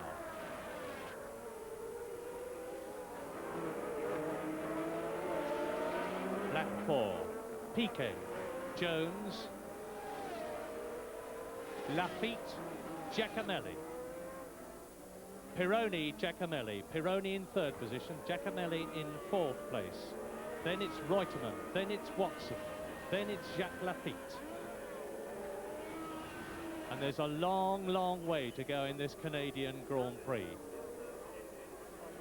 And there are the positions. Piquet leads from Jones, Pironi third, Giacomelli fourth, Carlos Reutemann in fifth place, and John Watson in sixth place. And there's still 67 laps to go as we look and go into lap 5, looking at Giacomelli chasing Pironi still, with Nelson Piquet in the Brabham, commanding the race from the front, actually pulling away from Alan Jones. And the Gordon Murray designed Brabham has definitely got the legs over the Patrick Head designed Saudi Al-Alam Williams car at the moment. But remember that Nelson Piquet, even if he wins, cannot win the World Championship here at Canada. It's got to go to the end of the line in America if Piquet wins, even if Alan Jones doesn't finish the race. Well, it seems to me that one of the big problems for Alan Jones before this race was the pressure that he was under. And now that the race has settled, Piquet's demonstrating a superiority thanks to his Brabham. I think that Jones must realise that he can't match. He's in a clear and relatively comfortable second place, so now rather than feel any pressure to attack or do anything, he's now got to look after his second place and just trust to Lady Luck, as I said earlier, which is probably the more dominant factor in this situation. Either of them go out of the race, really hands it to the other one on a plate. And Jones has now just got to sit and watch and protect second place and see and hope that maybe something goes wrong with Piquet's car that slows him up a bit, or else just pray. And even in this early stage of the race, with full tanks as they come up to the end of lap 5, Nelson Piquet is lapping at around 1 minute 31, which is just about lap record speed, 108 miles an hour. And John Watson has closed right up on Carlos Reutemann, who is in 5th position. And there it is. There is Reutemann, Watson and Lafitte. 5th, 6th and 7th. That's the battle. Carlos Reutemann, the Argentine driver, who has had a wonderful season of reliability, who won at Monaco, has now got John Watson right behind him. And behind Watson, there's the McLaren. And John Watson is further up in a Grand Prix here in Canada than he's been for a long, long time. He's finishing the Grand Prix season with a real flourish because he went well at Imola. And he's showing, and incidentally, he is in the older, the M29 car. And he's ahead of his brilliant French teammate, Alain Prost, who is in the new one. So, Reutemann, Watson, Jacques Lafitte. And it's still Nelson Piquet leading, Alan Jones in 2nd place, Didier Pironi in 3rd position, and Bruno Giacomelli in the Alfa Romeo 4th. This is the battle for 5th.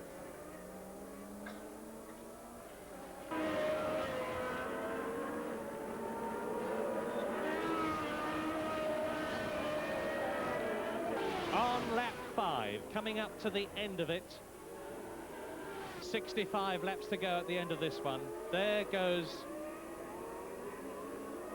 Reutemann, Watson, Lafitte, over into another lap in the background, and Giacomelli is closing up on Pironi as we look at Alan Jones in 2nd place, with Nelson Piquet long gone, metaphorically speaking. Giacomelli's having a go. And Giacomelli's getting past. And they're off. They're both off. That's Pironi off. Giacomelli spins again. Time after time he's done it. Pironi's kept it going. But surely Giacomelli must have... And Reutemann's passed. Watson's passed. And now Giacomelli must have ripped the skirts of that Alfa Romeo to shreds as Jacques Lafitte goes past him.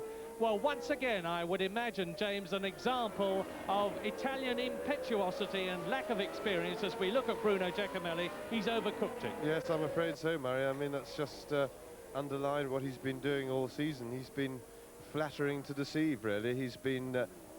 and here it comes again, I suspect. We can see it again. It's just Giacomelli is having a go, really, where there isn't room, and he's overcommitted himself. He can't slow the car down. Pironi, of course, is a hard man to pass. Pironi is now in an unfortunate position of not being able to get into the corner because Giacomelli has overcooked it and gone too quick. And Pironi, through no fault of his own, really, was quite lucky to be able to carry on and not collect Giacomelli or the barrier. In fact, he kept his car straight and didn't lose much time. Giacomelli, meanwhile, has got to get out of that spin and get going. But neither of them lost much time. But I wouldn't think that Giacomelli's done his car any good, because he was sliding it along that big high curb on its tummy, and I would suspect he's damaged the skirts at least.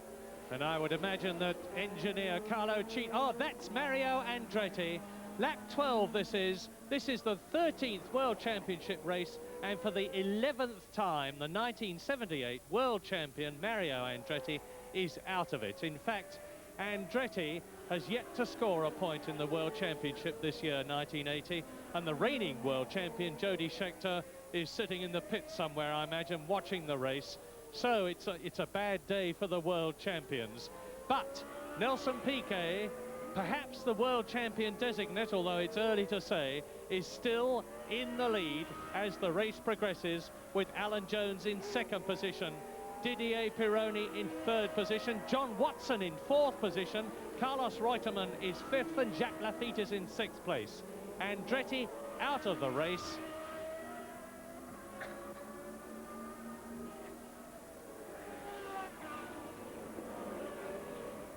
And there is Alan Jones. And this is lap 18. He's catching the Dutchman, Jan Lammers, in the Unipart Ensign. Lammers is going to be lapped by Alan Jones. He's already been lapped by Nelson Piquet, of course, the leader. Jones jinks his way through. Lammers moves over. Jones gives him a wave. That's a wave of courtesy rather than a wave of the fist, because Lammers did actually move over and let him through. So now it looks as though reliability is the name of the game. Nelson Piquet leading, Alan Jones second, but Piquet is pulling away inexorably from the man who is second in the World Championship. There is Piquet. He's lapping. He's coming up to lap René Arnoux in the very fast turbo Renault, but a very difficult car to drive at this Ile Notre Dame circuit, because you're on and off the accelerator and the brakes. Piquet goes past, surges past Arnoux, and the turbo lag makes the Renault a very difficult car to drive.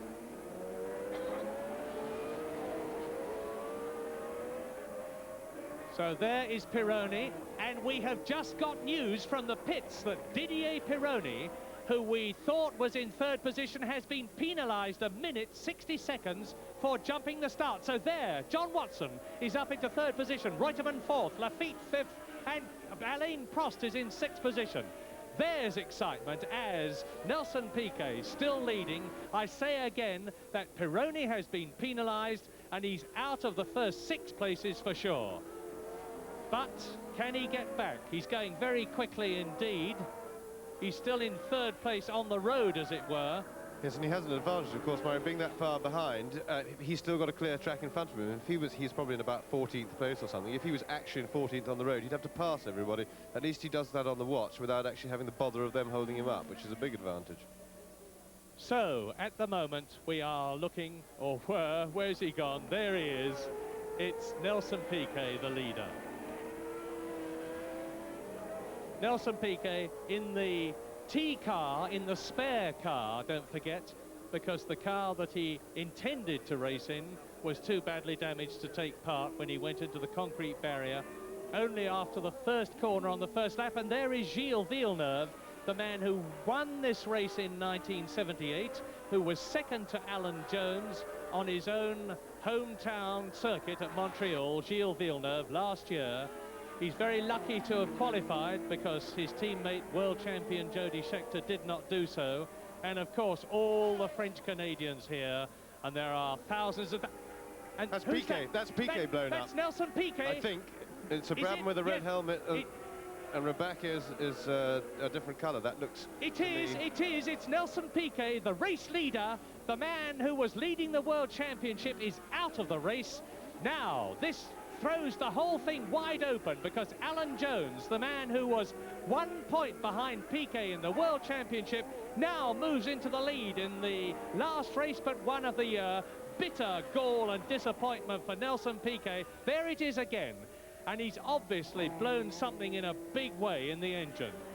That looks like water. It looks like steam rather than piston, smoke. I think. Piston, probably a blown piston, something like that. Anyway, I mean, what it means is it's a tragedy. It's a huge anticlimax for the race, because where that's left us is that Jones although he doesn't have much of a lead on the road over Pironi, Pironi can be discounted, and he has a pretty big, something 15 to 20-second lead on John Watson, is it, who now moves up into second place. John Watson up into second place, because there is Piquet. You just saw a flash of Piquet as we look at Jochen Maas, and behind Jochen Maas, about to lap him, the new race leader, Alan Jones. And if Alan Jones wins this race today, he is going to be the world champion, and a very richly deserved win it will be, because there is no way, of course, that Nelson Piquet can score points. Alan Jones, looking quite relaxed, gives a wave of the hand as he goes past Jochen Maas. Now he's closing up on the young Italian, Elio De Angelis, in the Essex Lotus to lap him. But it's a worrying time for Alan. He knows he's in the lead. He knows that Piquet is out of the race, and he will be a worried man about his world champ. That's Piquet. There's Piquet being brought in on the back of that motorcycle. Yeah, I tell you what, Murray, in fairness, though, it's a jolly nice worry for Alan to have, because he now has the job, yes, basically sitting there and having his palms sweating, but he's got to look after himself, make no mistakes. That's a task which he's had plenty of times before and basically always got right. And but he just has to look after his car and worry about that mainly. But of course, there isn't much that one can do except get on with the job, because you know, you drive the car steadily, and the rest is in the lap of the gods. Well, Frank Williams, the man who has built up the Saudi Leyland Williams team, has already achieved the supreme honor this year of having his team win the Constructors' Championship. There's news. Alain Prost, in his first season of World Championship racing, has gone round in 1 minute 30.19, and that is a lap record, the fastest so far by Alain Prost in the new M30 McLaren, which wasn't going at all well at Imola, so they've obviously done a lot of work on that. But I was saying that Frank Williams has won the Constructors' Championship, but he wants to win, through Alan Jones, the World Championship for drivers. Andretti's stationary car in the background. Alan Jones now we're round about lap 28 now as I talk to you. And so in this 70-lap race, I keep on saying this, I know, but reliability is terribly important. It's something that the Williams team are supremely good at, because if you look at the finishing record as Alan Jones goes into another lap of the Williams cars, Jones and Reutemann, they're reliable. That's a Renault crashed, Jabouille. and that's Jabouille. Yes, look at the helmet, and that looks like a very nasty one indeed. Jean-Pierre Jabouille, who only last week announced that next year he's going to drive for the Talbot team, is out of the race, and is he all right? That's the important thing. Looks pretty nasty, Mo. The car is really buried into that tower. It looks, looking at the tower, so you can see the skid marks of the car. It's gone straight on. He's certainly waving his top half about, his head's moving about, he's waved his arms around, but the car looks well buried in that pile, and so one certainly couldn't be sure that there are no injuries from the waist downwards to him. But as we worry about Jabouille, and we do worry, this is the battle for second, third and fourth places. John Watson there in second place, Reutemann is in third, Alain Prost in the number 8 car is in fourth position, and it's a tremendous scrap. And not for a very long time have two McLarens been as far. Don't take any notice of Pironi there. That is incorrect. Didier Pironi has got a minute penalty, and he is certainly not in second position, and John Watson certainly is, and we're looking at that now. Watson just ahead of Reutemann, who is third. There is Reutemann, and right tucked under Reutemann's gearbox is number 8, Alain Prost, in a superb fourth place. Yes, right. Alan Jones must have been made aware by his pit that Pironi is in fact not racing him, because he's allowed him to catch up. At least as far as we can see, he's allowed him to do so. He doesn't seem to be worrying about him unduly, and he's very sensibly racing the second place man in fact rather than on the road, so he obviously knows that Pironi has been penalised, and he's adjusting his race to the big battle for second. So, looking down from the helicopter on the Ile Notre Dame circuit, there is John Watson in second position. Behind him, Reutemann. Behind him, Prost. And it's a tremendously close thing, because Jacques Lafitte is behind him, and Prost is through. Alain Prost has passed Reutemann, and he's up into third position. This is incredible, and Teddy Mayer in the McLaren team pit. Well, that's Chabouis. Chabouis out of the car, onto the stretcher. Let's take a close look. Well, Chabouis is conscious. That's one thing that's heartening. Yeah, he certainly doesn't look very well. Alain Prost, and that's Alain Prost has gone off. You can just see a helmet if you look very closely, but he's okay. Alain Prost is out of the race. He was in third position. What a race. And there's René Arnoux. The Renaults have had a bad season this year, except for the wins at the beginning of the season. But René Arnoux is out of the race, as is Chabouis, of course, and we're waiting for official news of how Chabouis is. So, there is Pironi. Pironi passed Jones. Now, what do you think, James? No, well, it was quite clear there that Alan Jones moved. You see, he moved off the line. He let Pironi through. I would think that he was just making room because he knows that he's a minute behind him, and he doesn't want to be harassed for his concentration of having Pironi stuck up his bottom, or for that matter, if Pironi has a stuck throttle, anything could happen. So he wants Pironi out of the way, and he'd much rather let him go on ahead than have him behind annoying him. Right, official confirmation. I've just had news from the pits that there's a note being passed down saying that Pironi's had that penalisation, and that, importantly, Alan Jones knows. So, as I've said before, Jones is concerned with keeping it home, and there is a position after 54 laps in this 70-lap race. Ignore Didier Pironi, who is not leading. He is in 6th place. Jones leads from Watson, and then Carlos Reutemann in 3rd position. And there's Watson, and he spins! John Watson spins out. Reutemann goes past him. Lafitte goes past him. John Watson wangs it into 2nd. A lovely recovery, but a bad spin, James. Yes, a sad mistake for John Watson. He's been doing so well. I mean, it's far and away his best race of this year, and he really had a reasonably safe 2nd place with just a few laps to go. He must be very tired, but then so is everybody else, and he just didn't need to make a mistake, especially right in front of our cameras. So let's look at it again. John Watson coming up to the corner. Yeah, I think he just look at, he just got a little bit wide. He got his right rear wheel off the line, lost grip, and just flipped the back round. He was quite lucky to, in fact, to have kept the engine running. You'll see that he gets into reverse straight away. Obviously didn't stall the engine, because when they're hot and bothered like that towards the end of the race, they're sometimes very difficult to get restarted. So at least he didn't lose as much as he might have done. Alan Jones leads now from his teammate Carlos Reutemann. In 3rd position is Jacques Lafitte. In 4th position is John Watson, and so we're into the closing stages of the race, and Alan Jones now has got that trying time as we look at Carlos Reutemann in 2nd position.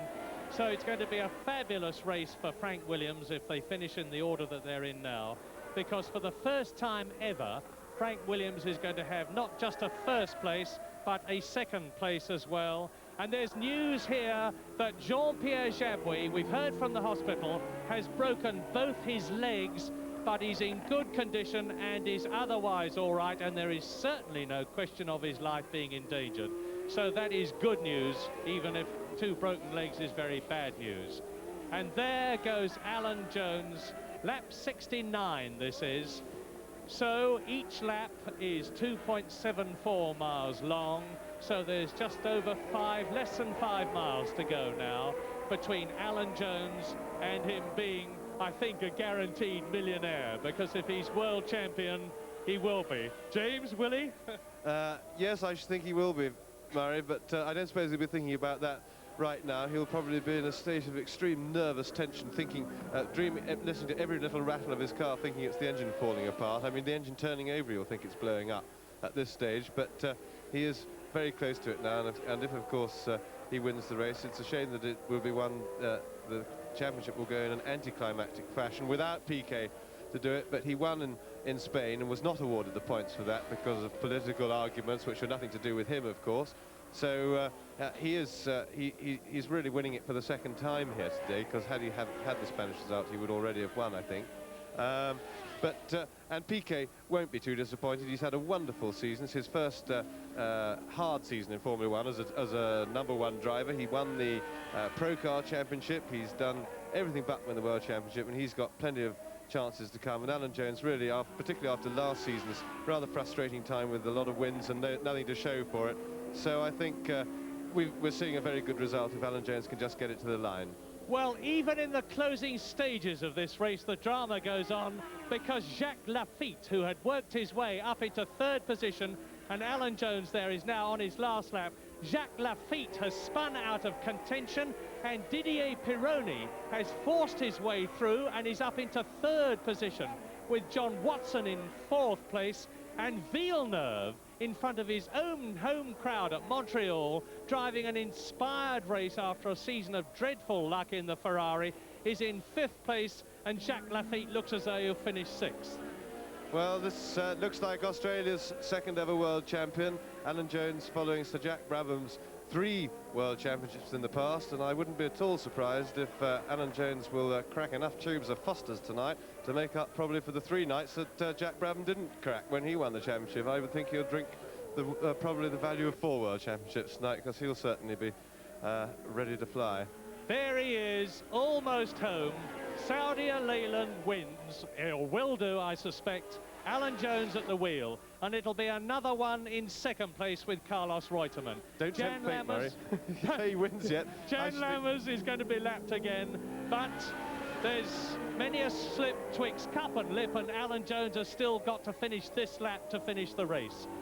Well, he's passed Lammers, so there's no problem there. He's got a clear circuit in front of him. He is almost home to his 5th Grand Prix win of the year, his 4th official win, and Jones has done it, and he is the world champion. And there goes the Union Jack from the Williams team, which they always wave, and we salute the new world champion, Alan Jones. A brilliant season, and if anybody deserves it, driving, I hasten to add, a British car, it is Alan Jones, because he has grittily driven all through the season. There is Reutemann finishing in second place. Didier Pironi will come home in third position. John Watson getting good points in fourth place, ahead of Gilles Villeneuve in fifth position, and Hector Ribac in the Brabham, which is finishing in sixth place. So, the World Drivers' Championship is Alan Jones, the confirmed winner. Nelson Piquet second. Don't forget there's America still to come. Reutemann third, Lafitte fourth, Arnoux fifth, and Didier Pironi in sixth position. Well, the World Championship is wrapped up, but there is still the last race of the year to come at Watkins Glen in America next weekend. But Alan Jones will be able to drive a completely relaxed race there, with the knowledge that he is world champion, and he will be able, should he so wishes, to put on a demonstration. And there is Jones, Alan Jones, the confirmed world champion of 1980. And at the end of the race, Alan Jones, with Reutemann alongside him, talked to ex-world champion Jackie Stewart about how he felt. When was the day that Alan Jones thought that he would be ever world champion? Well, I can tell you the day he wanted to be. That was since I was about 8 years old. But, you know, I'm a pessimist by heart, and I don't really believe it's happened until right now. Now, the Labatt Canadian Grand Prix, big trouble at the beginning, Alan. What was it all about? Well, I did a very good start, and I got in front of Nelson, and I had a clear track in front of me, and I had some corners to take, and I don't really know what happened after that because I couldn't see behind me. Well, then, after that incident, which was obviously a complicated one for all of the field, you again got a very good start in the second start. Yes, I did another good start and jumped into the lead, but Nelson's car was fantastic, and so was he. I couldn't stay with him, and he's certainly a future champion, that's for sure. What about Australia? There must be a lot of happy people getting this either by television or by radio. Yeah, I just like to say hello to everyone and hope they're all proud of me.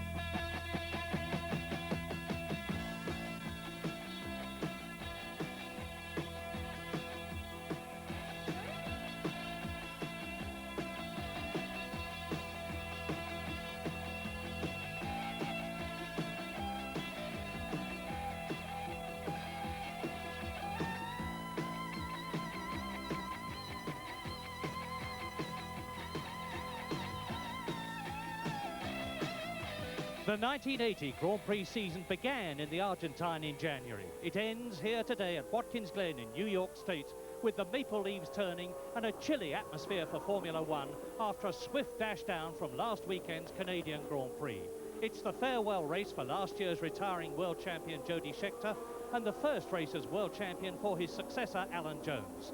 And with contracts still to be agreed for 1981, everyone will be going as hard as they can to improve their position in the championship table and their chances for next year. Because behind Jones and Nelson Piquet, the two top men of 1980 whose places can't be challenged, it's still close in the championship with only 12 points spanning the next four. And it's a smoother, faster 3.7-mile lap at Watkins Glen this year for the bumpy track, which is ravaged by the bitter winter ice and snows just been completely resurfaced. And it certainly showed in practice. For Bruno Giacomelli, fastest of all for the first time in his short Grand Prix career, lapped over 2 seconds faster than last year's pole time, and for the first time since 1951, it's an Alfa Romeo at the head of the grid. There, on the left, in the red Alfa Romeo, Bruno Giacomelli with the pressure really on him. His first pole position, then Piquet, row 2, Reutemann and De Angelis, then Jones and René Arnoux, and in row 4, Pironi and Hector Ribaque in the second of the Bravos. And now, on the warm-up lap, who better to take us round it than double American Grand Prix winner here at Watkins Glen, James Hunt. Well, thank you, Murray. That was, of course, a long time ago. Forgotten most of that, but the circuit hasn't changed very much, and it's certainly for me, probably now with the Nürburgring gone from the calendar, the most difficult driver's track on the calendar. It provides a variety of challenges. It's probably one of the most enjoyable to drive, as long as you stay on the prepared surface. It's got a bad reputation for the barriers, you know, which have been a bit bendy in the past, and of course some accidents. You wouldn't want to leave the track, but on it, it's certainly a great challenge. The cars have just come up through the chicane now. That was a fairly recent addition a few years ago to slow the cars down onto the straight. All that weaving about that you're seeing is, as you've no doubt been told several times, is the warming up of the tyres. I don't hold with that theory that it really gets a lot of heat in that self. I think that one of these days two people are going to be on the opposite legs and we're going to see them hit each other, which will be quite fun. But an early way to finish your race before everything starts. This is the difficult, fairly fast, about fourth gear corner at the end of the main straight. The cars are doing 180 miles an hour up into that corner. They just knock it down a couple of gears.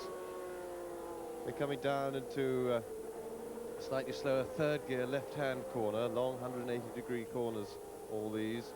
There's plenty of room there, but they require a lot of setting up of the car in the corners. This is a right-hand, this is a second gear right-hander uphill that they're going. Requires a lot of setting up of the car into the corner and round it. Now, of course, that the championship's over, one might be inclined to think that the drivers are going to be taking it a bit quietly, but in simple terms, I could give you a whole lot of reasons why each individual driver has his various bits of motivation for doing well in this race. But in simple terms, basically, they're all racers, and they wouldn't be in it. And quite frankly, when the green light goes on, the fact of the matter is that they can't help themselves, and which is as it should be. So all these guys will be giving it the usual 105, 110% today. The fact that the championship's dead means nothing to anybody. Piquet obviously wants to put the matter straight as far as he's concerned. Jones naturally wants very badly to underline his championship win. He'll be in a relaxed mood, and that, of course, very often makes for better driving with the pressure off. So they'll all be hard at it. And young Giacomelli, of course, that's his first pole position in a Grand Prix. A very good effort here. The Alfa Romeo was undoubtedly well suited to this track because a powerful engine is definitely an advantage here, and they do have a big power advantage with over the other normally aspirated cars. So as they pull down into the last two corners, the difficult ones as they come on to finish this lap, there's a very fast left-hander followed by a nearly flat-out right-hander to come on to the start-finish straight. I'll hand you back to Murray Walker to take the start. Well, it's cold at Watkins Glen, and despite the fact that the track has been resurfaced, there's a lot of dirt on the sides of it. The drivers will have to take it very easy. 59 laps, and in the opening lap, 199 miles on the left. Pole position for the first time in his career, Bruno Giacomelli, with well over 500 horsepower. Now, watch Giacomelli, watch Piquet on the right. Away they go. Alan Jones on the left, coming up. He's right up alongside Reutemann. What a terrific start from Giacomelli. And Jones is through into second position as they go round the 90. The first turn, the right-hander. And somebody's off. That's a Williams car. That's a white car. Is it Alan Jones or is it Reutemann? If they go through, they're all... And the race car coming up at the back. But lap one, drama right at the beginning as they go up through the chicane. We'll look down the course hopefully in a minute and see who's leading. It's Giacomelli, and that looks like a Ligier behind him. It's not, it's a Brabham, it's Piquet, and Piquet trying to get through. Giacomelli cuts across, and so Bruno Giacomelli is leading a Grand Prix for the first time in his career. Nelson Piquet, the man who was so terrific in Canada, is in second position, and the third place man is Carlos Reutemann. So it must have been Alan Jones that went off on that first corner, because it was certainly a Williams car. There's Reutemann going round the right-hander in third position, the white car, and that looks like a blue and white Ligier behind him. Yes, just a flash of it there. It's Didier Pironi who is in fourth position. So lap one, Bruno Giacomelli. Right behind him, Nelson Piquet, with 3 wins already this season. There's the battle for the lead. Giacomelli, Piquet in second position. Then look for the white Williams of Carlos Reutemann. There it is, there is Reutemann. Pironi behind him, then De Angelis in fifth position in the Essex Lotus. And the first two coming up to complete lap one, and Alan Jones is definitely still in the race as they complete lap one with 58 laps still to go. But now Giacomelli is pacing it from the front. He's got a clear circuit in front of him, nothing to harass him, and he's had a lot of harassment in the past and got off a replay. Yes, here we got the start again. Giacomelli made an absolutely perfect start. He got clean away, had to be doing 15 miles an hour virtually before anybody else had moved. Jones made a storming start in the third row. Here he comes down the inside, moving up to take a line, and we know that it was him who went off. He must have just dived in a little bit quick. He's on the dusty part of the track, and remember, of course, it's very cold weather here, and it's tough to get the tyres warm, so they'll all be sliding about a little bit more than one would expect. There's Jones on the right, off the track, De Cesaris behind him in the red Alpha. And quite a lot of sorting out. You see what a big traffic jam there is in the middle to back order of the field there as they go through. And there's Jones recovered, and he's in about 12th place, we think, there. So if he was setting off in 12th place, he's already started to move up the field there. He'll be really charging. We gather he's now up to 10th place already. Yes, I counted them. That 22, that's Andrea De Cesaris off already, and it was De Cesaris who went off behind Alan Jones on the first right-hander. We're on lap 4 now. Alan Jones rejoined in 12th position. I counted them as they went through. There's Piquet in second position, Carlos Reutemann third, Pironi fourth, De Angelis fifth, Ribarque in sixth position, and John Watson in the McLaren in seventh place, and Derek Daly out of a race yet again. What an appalling season the Irishman's had in the Candy Tyrrell. He's had 4 terrible crashes, and now he's out of the race with the car looking okay, and Derek walking back. Lap 5 out of 59.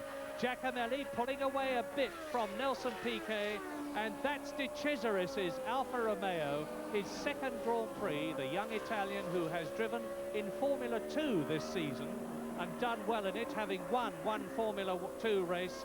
And look at the way Bruno Giacomelli is going.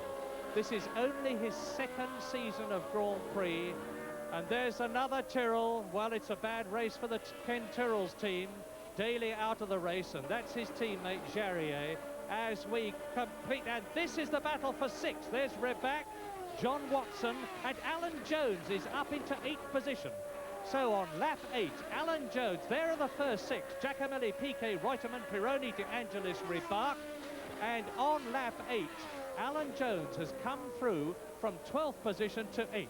Yes, that's terrific, Mike, because that, apart from being 8th, what more importantly, Jones is in touch with the leading bunch, really, because he's now on the tail of the whole leading bunch. Giacomelli is going away a little bit at the front, but apart from that, the bunch is moving pretty much in line astern. And if he's caught them up, hopefully we may see some good attacking driving from him to try and come through that bunch. And Carlos Reutemann now challenging Nelson Piquet. And Reutemann is fastest so far, because early on in the race he did a lap in 1 minute 36.5. which is some 4 seconds inside the 1978 lap record put up by Jarier. The battle for second, it's Piquet, Reutemann. Just behind them is Didier Pironi, and then behind Pironi, De Angelis, and there is the Italian. There, Pironi, De Angelis, another lap completed, and so with 16 laps completed, and that is Riccardo Patrese. And that is a problem of the catch fencing. Yes, that is the trouble with catch fencing. He appears to be trapped in the car there. I don't think he's suffered any damage, and nor has the car much. But of course, that could be quite a serious situation if, for instance, the car was on fire or there was some other disaster whereby he needed quick rescue, quick work. The fencing can really tangle a driver up. And there, with Bruno Giacomelli way ahead now, because he's built up a lead of some 5 seconds as Riccardo Patrese gets out of the car, and you can see he is perfectly okay, but it must have been a very nasty experience with that netting roof over him. And that is Arnoux's car. It's got to be Arnoux, because Jabouille, of course, is in hospital, and Alan Jones is speeding up. Fastest lap, 1 minute 34.9, and that's over a second and a half quicker than his teammate Carlos Reutemann's previous fastest lap, as we look at the battle for second position, and Reutemann waving his hand at Piquet in front of him, saying, let me through, but I don't imagine that Nelson Piquet's about to do that. No, Piquet's been making himself really very difficult. He's been taking to the inside line whenever Reutemann's been threatening, which at this stage of the Grand Prix, when you're not leading, I always think is a little bit naughty. He can fight Reutemann from the conventional line. You really, if he can't fight him from there, he shouldn't do. But he's in second place and he's holding it. I suppose it's his to defend in whatever way he wants, as long as he does nothing dangerous. But it's a good battle. Reutemann's certainly getting a little bit upset with his tactics. Second, third, fourth and fifth, because Piquet followed by Reutemann, second and third. And then, just behind them, you can see the battle between Pironi and De Angelis in a moment. There goes the Brabham chased, and there is Pironi, the Frenchman who is going to Ferrari after this race, and he is now in 4th position ahead of Elio De Angelis. Behind Elio De Angelis is Jones, and Jones is fastest. He's gone round faster again. Yes, Piquet there taking the inside of that corner, making oh, they're very close, and Reutemann's being forced to go the long way round, which makes it virtually impossible. And meanwhile, because they're messing each other about, Pironi has just about caught them up again, and that, of course, is the problem. But Piquet taking the inside line, he's not quite as quick. And now Pironi is threatening. We got the whole group all together. This is terrific stuff. It's even more terrific because now into the picture comes Alan Jones, because the 5th of those cars, 2nd, 3rd, 4th, 5th and 6th, is Alan Jones, who has stormed up. He is now closing up on Elio De Angelis in the Essex Lotus, who is behind Pironi, and there is Reutemann in 3rd position. So we're looking at the 2nd, the 3rd, the 4th, the 5th and the 6th as they go up through the chicane, and Hector Ribac in the Brabham, who was in 6th position, has gone into the pits. So Piquet on his way, pulling away a little from Carlos Reutemann, who has got right behind him Didier Pironi. Then Elio De Angelis, and the Essex Lotus cars are going well in this race. They're both still in the running because Mario Andretti, who has had such an appalling season, is in the race in about 8th position. And there is Ribac rejoining, coming out of the pits, Giacomelli, the leader. Behind him in the background, Jody Scheckter, who qualified, of course, there he is, the 1979 world champion in his last drive, because this is his last Grand Prix before he retires. And there is the battle for second. Piquet, Reutemann round the 90, then downhill a bit.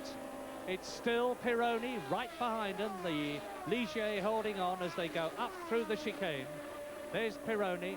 There behind Pironi is Alan Jones. Alan Jones closing up on Pironi and ahead of De Angelis then. So Alan Jones has started to move through the field. He's really got the bit between his teeth. The world champion has carved a great slice of the circuit, as it were, and now he is closing right up. Reutemann in 3rd position. There's Pironi. So it's a V12 Alfa Romeo in the lead. and then the Ford V8 powered cars behind him, but different makes. The Brabham there of Piquet, the Williams of Carlos Reutemann in third position, the Ligier of Pironi, then Alan Jones. Now, is Alan Jones going to be able to close up on these three cars in front of him? Second, the third, Reutemann, the fourth, Pironi, the fifth, the world champion. Yes, of course, as they get closer and closer to Alan's speed, he gets nearer the front of the race. Each car individually gets a little bit harder to pass, but he's certainly charging well, and he's got all the pressure off him now. He's got the championship under his belt. He'll for sure be driving with a great deal of confidence. But let us not forget, as we watch this terrific Alan Jones coming out of Pironi's slipstream. And it's Piquet off at the 90 into the catch fencing. His car stops. I can't see whether it's damaged. It probably isn't, because he wasn't going very fast. I don't know what happened there, Murray. He just suddenly seemed to go off the road. I don't know whether something went wrong with the car, whether he just got a little bit wide, because if you get a little bit offline, especially on this where they've resurfaced the track there, it gets very slippery. There's a lot of dust and rubber dust as the race progresses, and in one wheel out of line, yeah, he's getting out. He's fine. He didn't really. I'm sure the car isn't even damaged. The fence just stopped him. He was virtually stopped already. Lap 25 coming up to half distance. Nelson Piquet, second in the World Championship, and he seems to be determined to go on, waving his hand as if to say, come on over, give me a shove, get me out of here. Now, what's he going to do? I think he made the mistake. The question is, will he be disqualified if he keeps going? Because he will have had outside assistance. Now, this looks like a replay.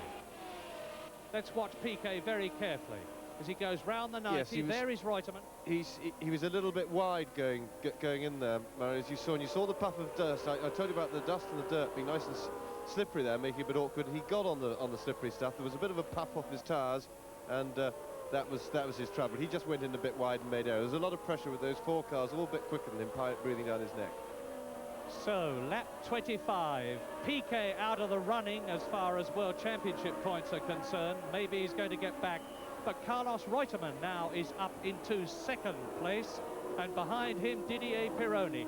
In fourth position now, Alan Jones, and there they go into another lap with Elio De Angelis behind them in fifth place. And sure enough, Nelson Piquet is getting a push. Watch the back wheels and see if they stop, because if they do, or slow up, that will mean he's dropped the clutch and he's trying to get a start. Jody Scheckter being passed by Pironi, and Piquet is under power, no doubt about that. Now, is he going to try and rejoin the race, or is he just driving back to the pits? Well, he won't be very competitive anyway. He's lost over a lap. I was just thinking, of course, he'll be glad he got that mistake out of his system this year. Said he's ready to start with a nice clean slate for his challenge next year on the championship, because with the car going so well, he must, at this particular moment, look like the firm favourite for the championship next year. Indeed, Nelson Piquet's star very much in the ascendant, and there is Giacomelli. And I was saying earlier on, we were watching that terrific battle for second place. Let us not forget that Bruno Giacomelli is driving the race of his life in an Alfa Romeo, and that is a mark which came out of racing in 1951. In the background, there is Mark Sura, and he's about to be lapped by the second place man, Reutemann, and Jones taking Pironi. Pironi moves over. Jones in fourth place, and Alan Jones is on his way. There is no doubt at all about the fact that Alan Jones intends to have a go for victory in this race, though he'll have a job to catch Giacomelli. Let's watch it. Yes, Jones will be trying to work. It's one of these circuits where to overtake somebody, you need to plan your build-up. The easy place here to overtake is at the end of the main straight, obviously, to get a toe up it. And to do that now, they're getting towards the end of the lap now. Alan Jones, from now until the chicane, will be trying to position himself so that when he goes through the chicane, he's about 5-10 yards behind the Ligier, and hopefully going a little bit faster than him. So he'll be working hard to keep it close. He's very well placed at the moment. They've got the left and the right, then down to the 90 to go. He's perfectly placed now, because he's got to have it exactly right, because of course Pironi will have the advantage of when Jones pulls out of his slipstream, Pironi will still be following the others. There goes Reutemann past Sura. There goes Jones looking from behind Pironi's slipstream. Yeah, this should help him. The back marker being in the way should help Jones, because he may just hold Pironi up a little bit through the chicane. And he's trying again all the time. Alan Jones is trying to get through. But he's perfectly placed now. You see, he's Now. the ideal 5 yards behind him going onto the straight. He'll get a good toe. Back Sura moves over, lets Pironi through. Jones right up alongside Pironi. Jones is through, he's got ahead, he's got his front wheels ahead of Pironi. Pironi moves ahead of Sura, and Alan Jones in the Saudi Leila Williams moves up into third position behind his teammate Carlos Reutemann, and there is Reutemann. But the fastest man on the circuit is Bruno Giacomelli, who has just gone round in 1 minute 34.8, over 130 miles an hour, and 5 seconds faster than the 1978 lap record put up by Jean-Pierre Jarier. And that is Nelson Piquet. He was obviously just driving back to give himself a lift back to the pits, telling Bernie Ecclestone there in the dark glasses behind the man. And there is Giacomelli. Giacomelli has now got a lead of some 11 seconds over the second place man. Incidentally, for those viewers who are wondering whether Reutemann will help his teammate Jones past, particularly with the championship finished, believe you me, there will be no help or assistance from Reutemann. He'll be fighting every inch of the way, and Jones will have to treat him like any other rival. In fact, probably a tougher one than most, because of course people driving the same car in the same team, there's personal pride at stake now, because the one person you always have to beat is your own teammate if you possibly can, because you can't after the race turn around and say, well, he had a better car than me. So they'll be fighting particularly hard on a point of pride for that place.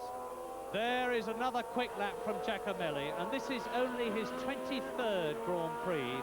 The man who was Formula 3 champion of Britain in the Shell Sport Series in 1979, who was Formula 2 champion of Europe in 1978, who had a pretty thin season in 1979, but who joined the Alfa Romeo team. And now he's coming up to Rupert Keegan, the British driver in the Williams, which has now been updated to the latest specification.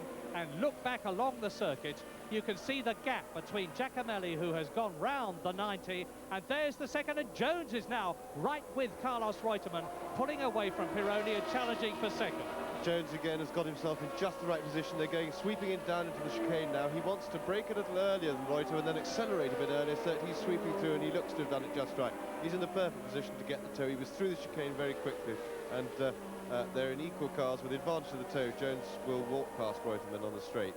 Now look at that, he pulls out of the toe. Reutemann wisely making him go the long way round, so that Jones on the outside for the corner, but he's already that car length clear and is able to take second place and take the corner the way he wants. We can now see if he can go away from his teammate. And it's still Pironi in fourth place, but now with a clear circuit in front of him, can Alan Jones close the gap between himself and Bruno Giacomelli? 12th on lap 1, second on this lap, and he is now only got Bruno Giacomelli on lap 30 ahead of him, and between him and his 6th Grand Prix win of 1980. But Giacomelli is well in a rhythm. The car is obviously reliable. It's going extremely well. He's not being harassed. He's had a lot of trouble in previous races trying to get past people and being too impetuous, and he's gone off. But look at this battle for second position.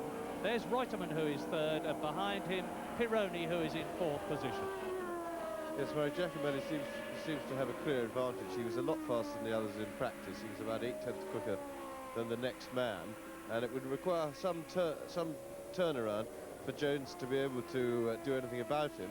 And of course Giacomelli's probably been stroking a little bit. He's got about a 10 to 12 second lead. We haven't had the watch on it just recently, but we'll get the watch on it, and then we'll see if Jones is managing to make any impression on him. But I suspect that if Jones does make any impression, Giacomelli's probably got a little bit in hand and be able to speed up a bit to respond. The positions as Reutemann comes up alongside Alan Jones, and they're going to lap Jarier, both of them. Is Reutemann going to retake second place? No, he's not. So it's Giacomelli leading Alan Jones in second place. Reutemann is in third position. In fourth position, it's Pironi. Fifth is Elio De Angelis. Sixth is John Watson having another storming drive.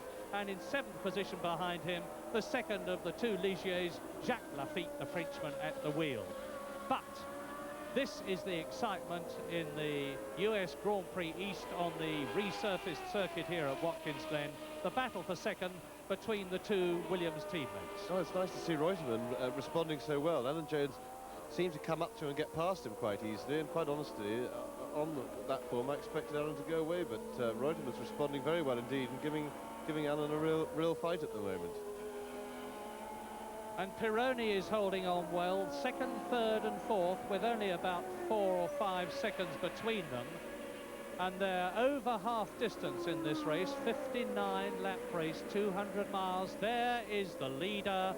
There is Bruno Giacomelli, who seems to have it beautifully sized up. His teammate, Andrea de Cesaris, in his second Grand Prix, out of the running. And there's the difference between Giacomelli and Jones. 11.9 seconds, and Jones has still got almost half a race to close that gap if he can, as Giacomelli comes up to the 1978 on lap 32, comes up to the 1978 world champion, Mario Andretti. And he's stopping. He's stopping. Giacomelli's slowing down. Now, Villeneuve goes straight past the Alfa Romeo, and there's a flash from the back. It looked as though for a moment as though the Alfa Romeo was on fire because there was a flash of something. James? Yeah, something. It looks like an engine blow-up, I think. Fairly straightforward. Jones sweeps by into the lead. What bad luck on Giacomelli. He'd done everything right. He was doing a very competent, straightforward job and controlling the race, and that, unfortunately, is the way it goes in motor racing.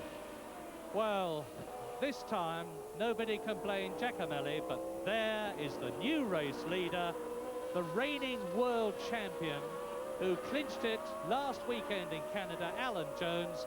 But the second of the two Williams cars, Reutemann, is in the same position in this race in America as he was last weekend as they complete another lap in Canada.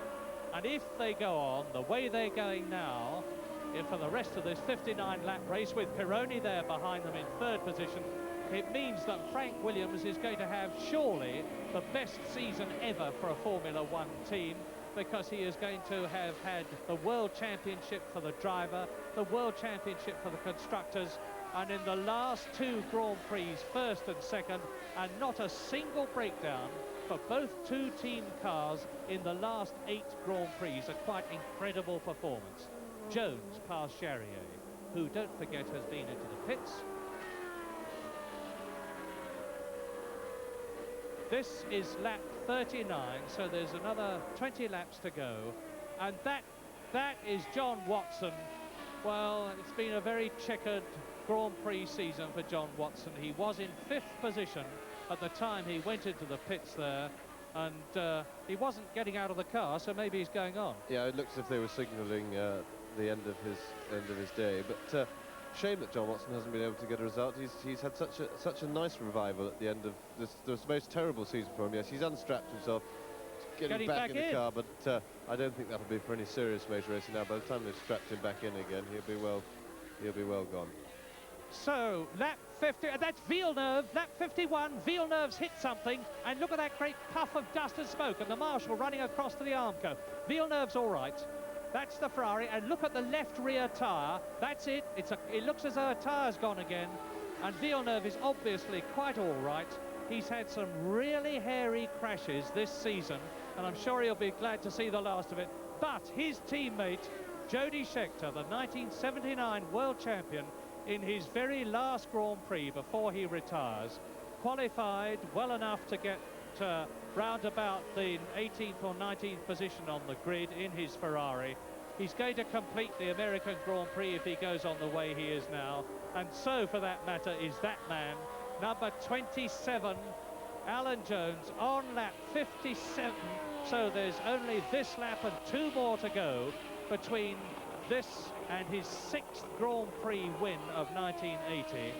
And Alan Jones coming up now, the reigning world champion, coming up to lap the previous world champion. And as you see, Jacques Lafitte has moved up to 5th, and René Arnoux in the Soul turbocharged Renault is in 6th position.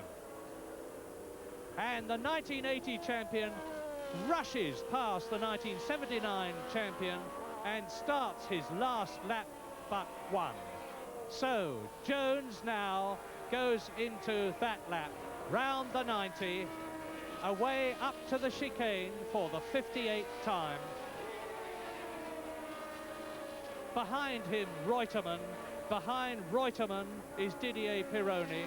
Behind Didier Pironi in fourth position, Elio De Angelis. And Jones has lapped everybody up to De Angelis, who is in fourth place, with Lafitte in fifth and sixth place. Alan Jones ending the season in triumph, but it's going to be, I'm sorry to say, a rather messy ending to the World Championship Series of 1980, because there is a political battle raging between FOCA, the Formula One Constructors Association, and FISA, the international governing body of the sport, about how the specification for cars for next season should go. There's a big argument. I won't go into all the details of it, but there is an eyeball-to-eyeball, head-to-head confrontation between these two powerful bodies, and next season is absolutely wide open, and we can only hope that with 3 months to go, that there is not going to be some dreadful schism as a result of which Formula One, the greatest formula of them all, suffers to the detriment of the constructors, the organisers, the drivers, and we enthusiasts. And, of course, the sponsors who won't like it very much. And Alan Jones must be liking this, because now he is into his last lap, lap 59. Reutemann still within striking distance of him, and Alan Jones on the last lap. Yes, lovely way to wind up the season. Alan is a little bit of a disappointing finish of the championship. It would always have been nice for him to have won it in style last weekend, and it was sad that Piquet broke down and handed it to other plates. So of course it's nice to be able to round it off like this. He must be feeling well pleased to round off his season of triumph with a win in the last race, assuming of course that he gets it to the line. It's been a sad year from the point of view of accidents. Formula One safety has not improved. Our thoughts go out to for Patrick Depailler, who was killed in the middle of the season in a testing accident, and for his family. Clay Regazzoni with that tragic accident that's left him so terribly injured, with the back injuries that he received at Long Beach. And of course Jean-Pierre Jabouille, who had a very nasty accident himself last weekend, but I gather that his legs, although broken, are not too serious, and that he's on the mend and will be back driving again for the start of next season. But that's the sort of accident level we can't afford to have, and while the powers that be argue and fight, let's hope that as well as improving the formula and improving the racing for entertainment, they'll also improve the safety for the drivers and the participants in general. 7 wins for Frank Williams' team, 6 of them here for Alan Jones, 1 for Reutemann. Up to the checkered flag and past it goes Alan Jones. What a wonderful way to finish his 1980 World Championship year on the highest note possible. A win, yet another one, for this gritty Australian, who is following in the wheel tracks of Sir Jack Brabham, the 3 times Australian world champion of the past. And Alan Jones, of course, goes into the winter on a very high note. So Jones wins, Reutemann second, third Pironi, Elio De Angelis in the Essex Lotus fourth, then the Ligier of Jacques Lafitte, and in a fine 6th place, Mario Andretti has finally finished a race and got a point. And the World Championship positions, Alan Jones pulls away, Piquet still second, Reutemann holds his 3rd position, Lafitte moves up to 4th, Didier Pironi, his teammate, in 5th place before he goes to Ferrari, and another Frenchman in 6th position, René Arnoux. So that ends the 1980 World Championship season. Now the designers work, the drivers rest a little, and we, all of us, look forward to 1981.